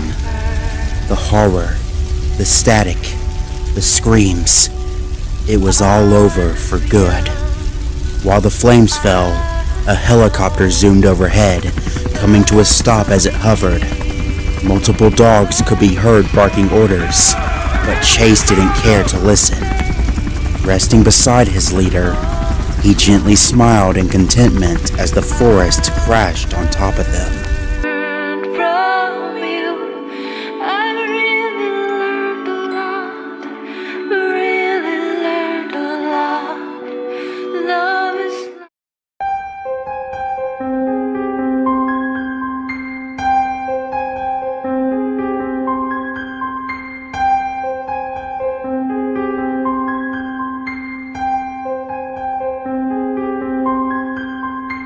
It was the duty of local law enforcement to uphold and defend the people of Adventure Bay, to protect them from harm and bring peace into their hearts that the streets were safe. Marshall stopped raging fires, Rocky cleaned up the environment and restored beaches, Sky patrolled the clouds and watched the weather, while Zuma raced to help those at sea. Rubble was the construction dog, always volunteering his help when things had to get a little hands-on. And Chase was the sworn police dog who pledged to keep the streets safe. A few days before the death of the Paw Patrol organization, Farrak's malice was unleashed into the wild. It tore through the mountains, wreaking havoc on anything it came across before coming to Adventure Bay. The ACG was dispatched shortly afterward to keep the monster in check, not realizing the shady foundation they were taking orders from, nor the persistence of the 6 puppies determined to do their part. The good die young, and in a stroke of tragedy, several dogs were killed off, yet still they persisted. It wasn't until Chase was burned in the explosion that he finally understood where he went wrong. He foolishly believed that he understood the severity of the situation, and that he was more than ready to handle something greater than he ever was. After rising up from the ruins of the lookout, Chase gave up trying to rebuild the Paw Patrol. Rubble and Sky were gone. Zuma had gone mad and was abandoned down below. There was no way they'd ever function again, and the shepherd didn't care to try anymore. He was so sure that he was going to die in the forest. As Chase sat down next to the fallen Cyrus, he silently made peace in his heart, ready to give up the fighting. Farrak's malice was dead. The horrible monster who ruined everything was finally put down and destroyed. That fact alone was good enough for him, and he surrendered his life. Unfortunately, his remaining family was not fond of losing him and convinced the ACG soldiers to retrieve him from the burned forest. He was laying on something soft and puffy, his body cradled in gentle warmth. Chase stirred slightly as his consciousness returned to him, his ears picking up voices nearby. Huh? He slowly opened his eyes with a pained breath, and instantly regretted it as a bright light flashed onto his pupils. "Where am I?" he breathed out, trying to focus his vision in the highly lit room. Blinking his eyes against the light, he realized he was sitting in a dog bed, a blue blanket lovingly draped over him. He was in a room with white walls and tile floors, multiple desks of odd equipment set up against the walls. Confused, he sat up a little, when a voice suddenly emitted from his left. Rocky leaned in, gently nudging his paw at Chase's side. "Hey!" His voice was calm and collected, but the pure joy hiding inside it was threatening to break out. The injured shepherd whipped his head around in surprise, then suddenly groaned as a blistering pain shot through him. The mix drew his paw back. "Whoa, take it easy! You're not all that healed yet." "Rocky?" Chase blinked. Where am I?" "Katie's pet parlor." "What?"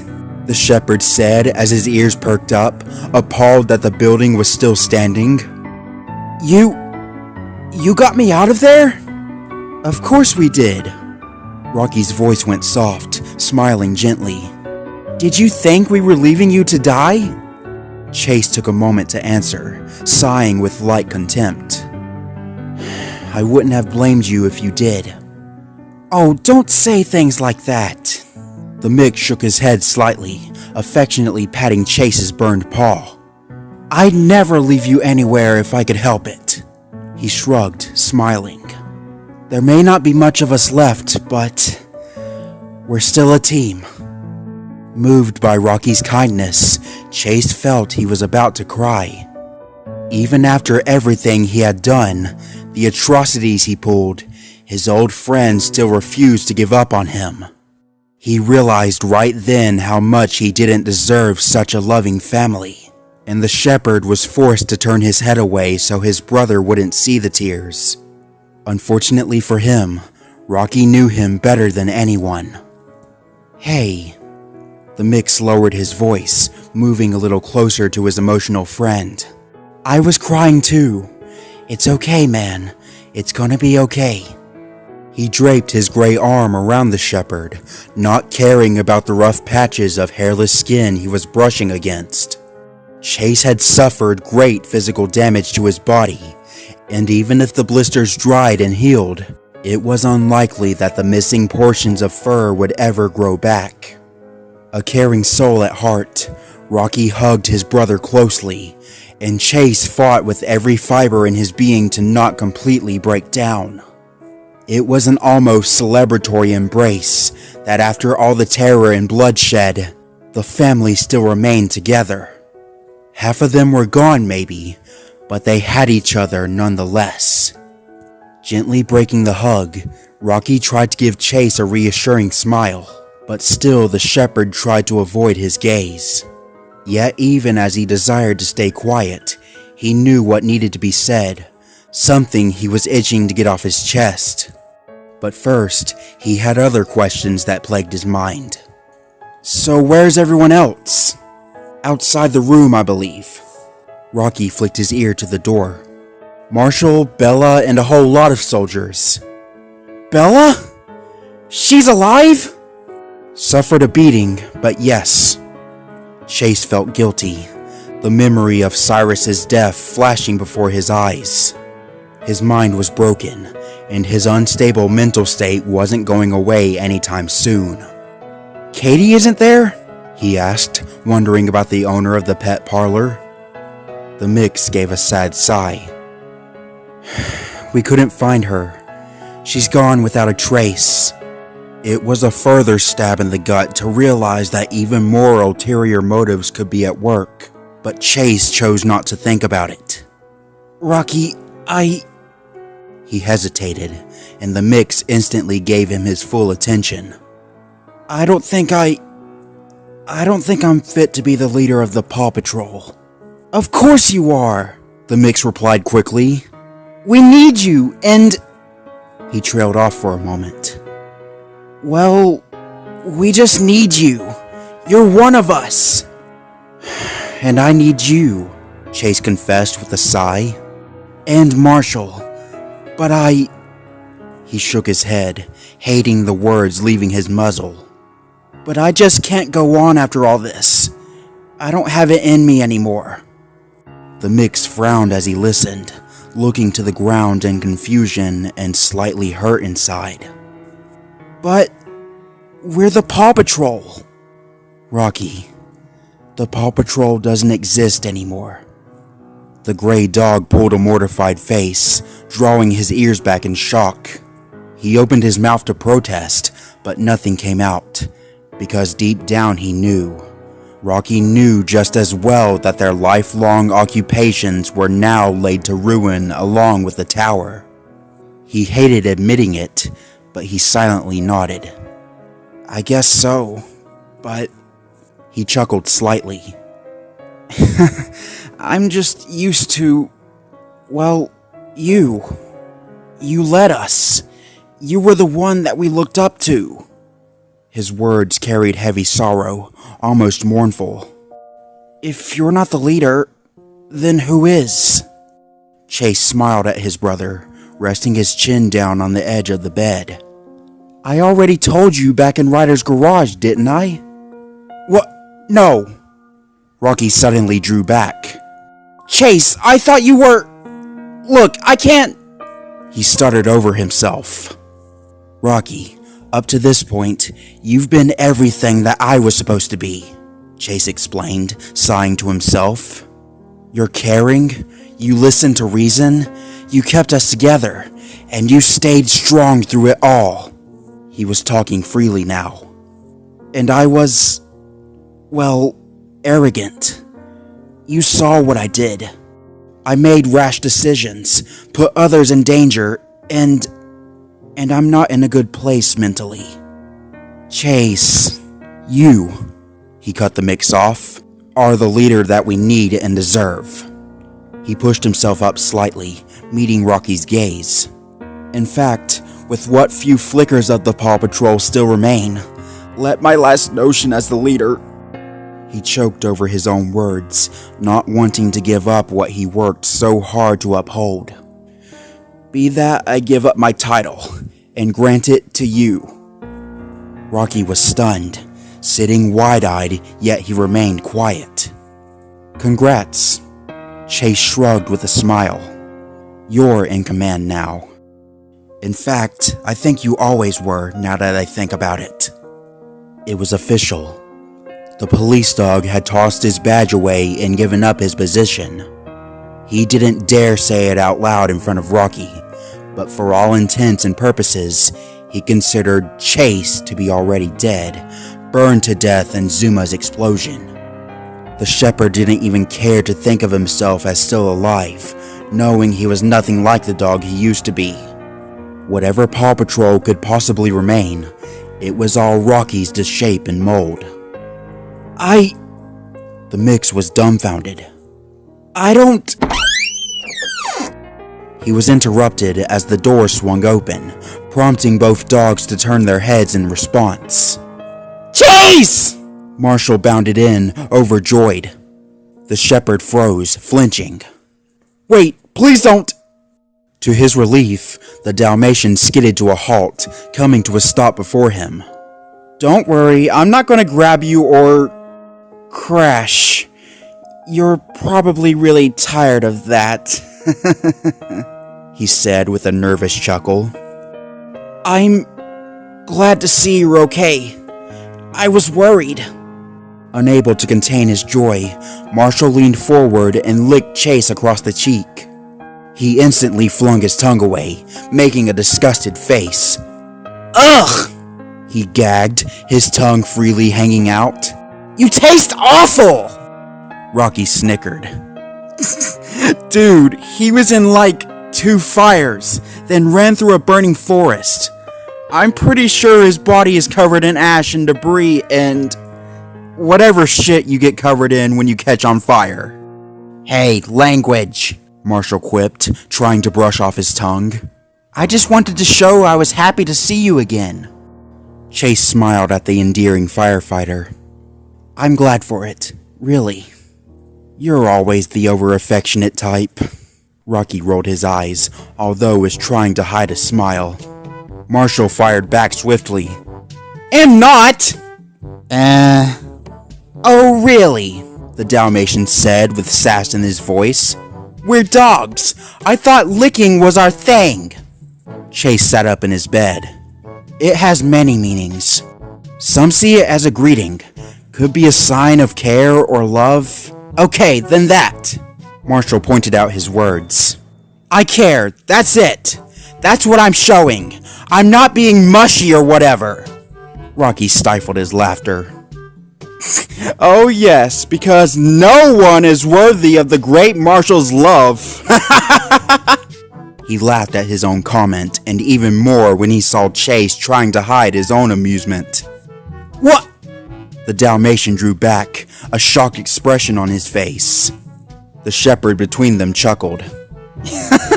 You're gonna have a hell of a time finding a mate, dude. Narcissism ain't attractive. I'm not a narcissist! Well, guess what? Rocky lowered his chest to the floor, getting into a playful stance as he wagged his tail.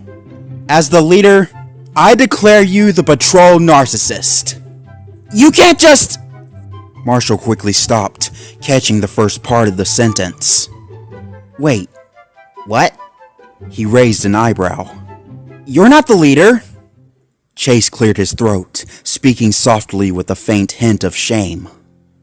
Yes, he is. I've decided to give him the title. You did? I hope this isn't too difficult for you, the shepherd winced. The last thing I want is to tear us apart even more, but please understand. Rocky nodded calmly, trying to maintain his composure. Marshall seemed aback, and the Dalmatian kept flicking his eyes between each dog like he was struggling to comprehend the statement. For a moment, Chase worried he wouldn't take the news well when the firefighter spoke again. Are you... leaving? No! Chase insisted. I'm not going anywhere, don't worry. I'll always be here. He smiled softly, praying he sounded sincere enough. It was unheard of for anyone else other than the signature German Shepherd to lead the squad. Yet Chase sometimes wondered how he got the title in the first place. After some time, Marshall spoke up again, lightening up. God, I have to take orders from you? He joked. What, are you gonna make me use environment-friendly fire hoses? The three of them broke into uncontrollable laughter, celebrating their unity as a trio. It was the first time they shared a good laugh in days, and it felt as refreshing as a cold glass of water in the middle of the night. Well, Rocky giggled, flicking a tear from his eye, it wouldn't be a bad start. As they bickered and joked among themselves, the door to the room gently creaked open as another dog pushed through. The three dogs turned to look as a Labrador Retriever entered their midst. Bella!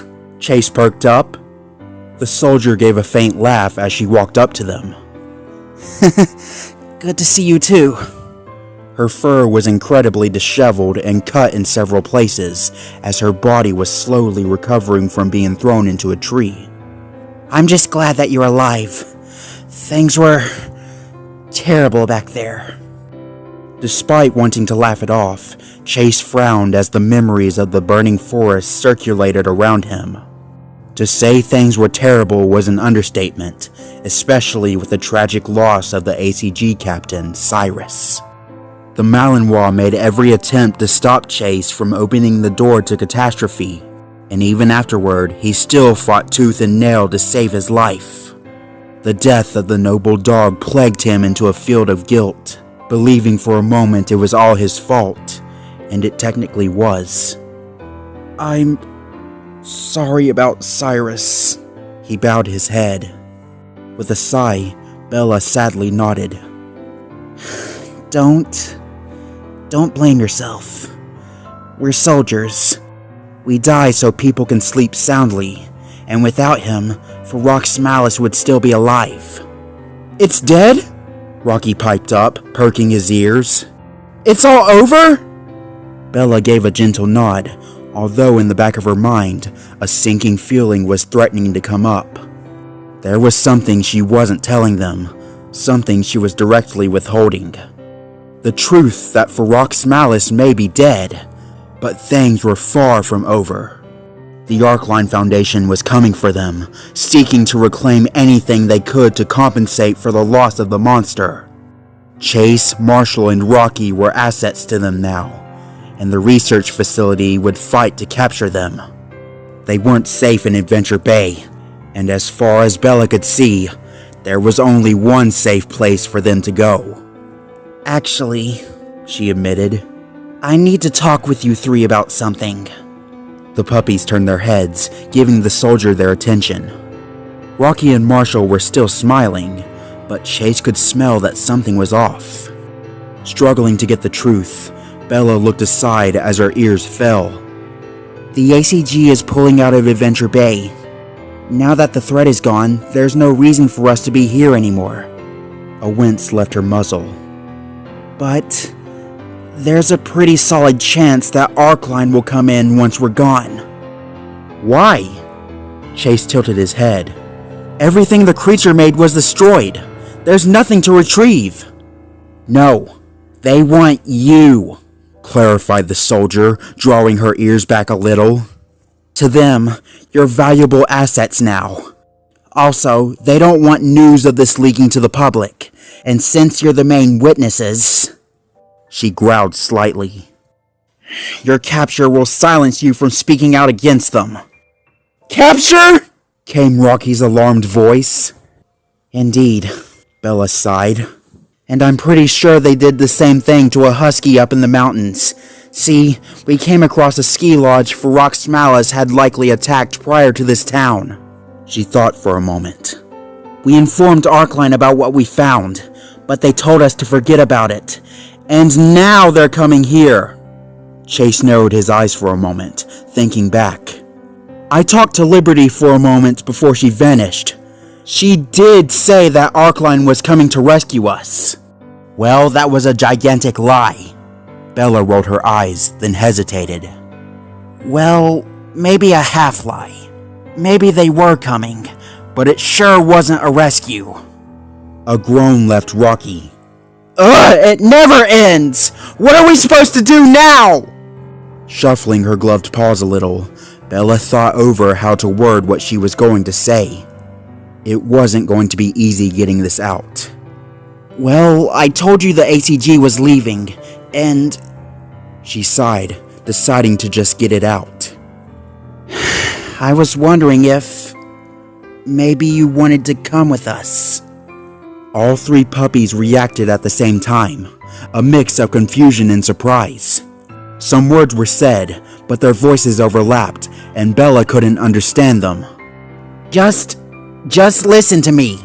She held up a paw. You're telling us to leave Adventure Bay? Marshall interrupted her, disturbed panic in his voice. This is our home! We can't just go away forever! It's not forever, per se, Bella pointed. You'd be able to visit if we ever found ourselves back here. Rocky's voice was filled with confusion. But where are we going? With us, like I said. But where? Chase caught what his brother was implying. Where are you going to take us? I don't want to go anywhere! Marshall stamped his paw. The puppies demanded answers, and the soldier winced, knowing the answer wasn't going to be pleasant. The ACG couldn't just take 3 dogs under their wing. The guild didn't work that way. They were a strike team, and any quote-unquote rescued people or animals would be turned over to whoever hired them in the first place. The ACG never directly took new recruits from missions like these, but the only other option was a dark one. If you stay, Bella began, answering Marshall first, the Arcline Foundation will come for you. They'll either capture you quietly in the night, or do a full-scale invasion. They will do anything to get what they want, no matter who gets in the way. She took the time to sit down, letting her tail rest on the floor. We won't be there to protect you this time. Her words hung in the air like a cloud of gloom, knowing that a depressing fate awaited the puppies if they stayed behind. Marshall was still in denial, keeping his belly low to the ground like he was trying to glue himself to the floor. Looking down, Rocky pondered the information he learned, silently fighting the love for his home over the safety of his family. Chase was oddly silent. Ultimately, he was indifferent to the decision, a part of him almost wanting to be left behind. "There's another way," the larger dog continued. "If you leave with us, you'll be enrolled as a soldier in our legion." "What?" Rocky flicked his eyes at her. "I'm not a soldier. I can't even hold a gun." "There are plenty of jobs and roles in the ACG that don't involve combat, believe it or not." She smiled slightly. "Field agents, medics, you name it." "How would being soldiers protect us?" Marshall said, speaking up. "It's not so much being a soldier. It has to do with giving yourself a new identity." Bella looked to the Dalmatian. "By taking new allegiances, donning our colors, and wearing our masks, Arkline will never find you again," she said softly. "You're connected to this land. The entire Paw Patrol was. Adventure Bay made its name thanks to you, and Arkline knows this. The town, the city, the islands, Foggy Bottom, the mountains, Barkingburg, they will rip them to shreds hunting you down. Because in their minds, there's nowhere else you'd be." "They're going to attack?" Chase said, aghast. "Isn't there anything we can do?" "Not right now, no." Bella sadly shook her head. "They'll just pay off the government to keep quiet. Homes will be rebuilt, police will turn a blind eye, the media will be silenced. It'll be like they were never there." She thought momentarily. "Perhaps one day we'll be hired to take them down. Maybe." The three dogs went silent at their final choice. They could stay in Adventure Bay, but were doomed to run while Arkline tore their way to them. But if they left with the ACG, where they'd be safe, they'd have to put down their collars and badges, surrendering their identities. "I know this is a hard decision," Bella sighed, then stood up. Her tired legs could be heard cracking slightly from the strain. "I'll leave you to it. I have some business to attend to before we pack up our things." Turning around slowly, the soldier walked out of the room, leaving the dogs alone with their thoughts. Marshall was the first to speak, his voice low and afraid. "Are we going to die if we stay?" Sighing, Rocky tried to find a good answer to the question, but instead decided to be honest. "Most likely," he confessed. "But if we become soldiers, won't we be at just as much risk of dying on the field?" She did say they had other jobs besides basic assault. Chase shrugged, tapping his burned paws on the ground. "Marshall would be a good medic." "Well..." The Dalmatian opened his mouth to argue, but stopped midway. "I guess, but I've never treated a bullet wound before." "All the more reason to learn," the mix pointed, tilting his head a little. Marshall narrowed his eyes, leaning back a little as he stared at his lifelong friend. "You're not seriously thinking about going with them? We can't leave Adventure Bay?" When Rocky responded with only silence, the firefighter became antsy, looking toward the third dog for any support. "Chase, we can't just leave, right?" The shepherd looked up, gazing into Marshall's blue eyes. "Marshall, if we stay, we die," he said simply, sadness dripping from his tongue. But what if we don't?" the Dalmatian said, firing back almost immediately. "What if we go quietly? Maybe Arkline won't be so bad if we surrender." "Won't be so bad?" Rocky questioned. "They willingly released Ferox Malice into the wild and who knows what else, knowing full well it would wreak havoc, all for the sake of a field test." "So?" "I don't think Arkline has any concept of moral standards. It won't matter if we get caught or surrender peacefully. If they can create creatures like that, I shudder to imagine what they do to us." Now appalled, Marshall drew back slightly, shrinking down a hair. Given how long they were exposed to the infection, One wouldn't blame Arcline for writing off the dogs as infected as well. A wave of torture would soon follow. Testing, prodding, sampling, experiments, tests, and horrendous acts of twisted cruelty would be inflicted on the puppies. Perhaps Marshall was right, and they wouldn't die at first, but when Arcline was finished with them, they'd spend the rest of their lives wishing they had. I want to protect you! Rocky stopped himself. Protect us! I want to protect all of us! He changed his sentence on the fly to include Chase, wanting to reassure the shepherd that he was still part of the family. And since I speak for both of you now, he paused, looking to the side. Then I say we go with them. His gaze hardened, looking at Marshall in the eye. We are joining the Assault and Containment Guild, he sharply continued before the black-spotted dog could speak up. For the sake of our safety, and to give us a better chance of living out the rest of our lives. So, he concluded, sighing. What do you two say? Silence. Only the low hum of the overhead lighting could be heard. They stirred in awkward discomfort for a cold minute, each one refusing to meet the other in the eye. Tapping his dull claws on the tile, Marshall looked back up to Rocky, his face going stern. Slightly puffing out his white chest a little, he spoke firmly. I don't want to do this, he said flatly. I know why we need to, and I understand that, but I don't want to do this. Marshall, I'm not leaving you behind, the mix said calmly. Still, the firefighter was quietly defiant, and he stood up completely on 4 legs. Well, I don't want to leave my home and life behind. I get it. I'm not crazy about it either, but I don't see any other option. You're asking me to throw away everything I used to be! It's not like we're changing our names or anything. I don't want to do it, Rocky. The ruffled dog looked to his right. Chase? What? What about me? The shepherd looked up suddenly, irritation written on his face. Why does this keep coming back to me? I don't know. Marshall trailed his paw along the ground a little. You usually have the final say. Frustrated, Chase let a growl slip. I don't have the final say. He does. A flick of his paw at Rocky was all the message he should have needed. It was obvious that still Marshall was getting used to the sudden change in leadership, but they'd have to take it in stride if they were going to continue on. Well, the Dalmatian started, but faltered in his words.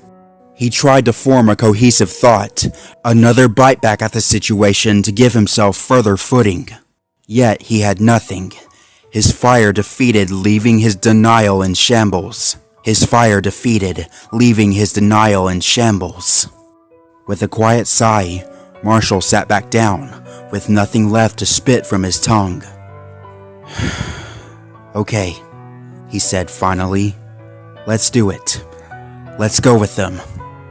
Nodding in slight relief, Rocky was happy he finally had someone on board. That only left one dog to cast his voice, although he was already outvoted.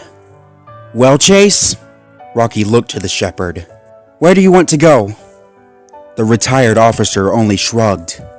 Wherever you need me. I need you at my side. Then I'll follow you until the day we die. It was decided. The 3 dogs all nodded at one another and took a few minutes to accustom themselves to the major decision. Although their old lives had now ceased to exist, perhaps it was time for something new to begin. All right. Rocky stood up. I'll go talk to Bella.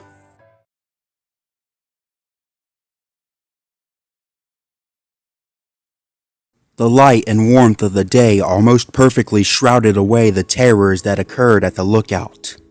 The ruins of the destroyed tower resembled nothing more than a demolished building set to be wiped away. There was no more darkness to fear, as the sun had generously illuminated every corner and passage of the crash site, even spreading its light into exposed areas of the basement underneath. The forest that once surrounded the lookout was completely devastated, burned into ash and charred wood that provided a lock and key for the thousands of dead bodies that lay under it. The public took notice of the tower's demolition mere minutes after emerging from their homes. They had all been huddled under shelter from the tropical storm that had passed over, leaving minor broken windows and snapped telephone poles that were easy to fix.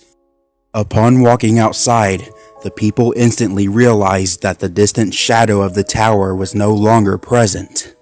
The ACG was forced to set up a perimeter outside town, blocking the main route to the tower to avoid any nuisances. Many lies left the tongues of the soldiers that afternoon. Similar stories of the Paw Patrol being hit by the storm and needing to evacuate. While most of the general public left despite their concerns, the kind-hearted mayor of the town knew something was off. However, she could only protectively hold her dear pet chicken, backing away defeated once an ACG soldier barked at her to leave. Many papers were written, scanned into machines, and packed into folders. Armored dogs milled about, combing the area until they were completely satisfied there were no more traces of any infection. Once their search was completed, their equipment was folded up into crates, and several military helicopters descended down from the bright sky. A single dog was sitting before the wreckage of the tower, staring almost longingly at the life he left behind. Chase gazed at each broken piece, each snapped rod of steel, and his heart only further shattered. A small backpack was in the grass a few inches away, packed full of any essentials or objects he couldn't bear to part from. He didn't have that many valued possessions, as the backpack was mostly carrying clothes and stale treats. But there was one object safely packed within: a framed picture of the Paw Patrol. All 6 dogs alongside the leader, Ryder. They all had wide overjoyed smiles, a blind innocence to the horrors that occurred so naturally in the twisted, unfair world. Their kennel still stood, although some were more covered in debris than others. They resembled tombs, vessels of old memories that lay forfeited the moment Farouk's malice had invaded the area. Chase sat for a long moment, walking through memories in his head. He revisited the loving smiles of old friends, the dogs outside of Adventure Bay they joined forces with. He almost smiled as he recalled dozens of missions and adventures all by memory, letting them play out in his mind almost as a desperate attempt to escape from reality. The sound of paws behind him snapped him out of his thoughts as Rocky emerged at his left. "I packed my things," the mix said, wearing a green backpack. "It was really painful." Minutes earlier, Chase forced himself to walk through his kennel again, nothing looking the same anymore. He grabbed what mattered to him, the photo, and left swiftly. "I'm sure they're going to provide us with new things anyway." Rocky sat down. "Bella told me about the need for technicians in the guild," he stated with a slight hint of excitement in his voice. "I guess that's where I'm going." The shepherd behind him was unresponsive. Rocky frowned and opened his mouth to speak up when Marshall trotted over. Dragging a red backpack in his teeth, the spotted dog was noticeably happier than usual. Likely usual optimism. Otherwise, he was putting on a joyful mask to hide his sorrow. "I'm taking all my medical stuff. I'm sure they'll appreciate that." He paused slightly. "I hope."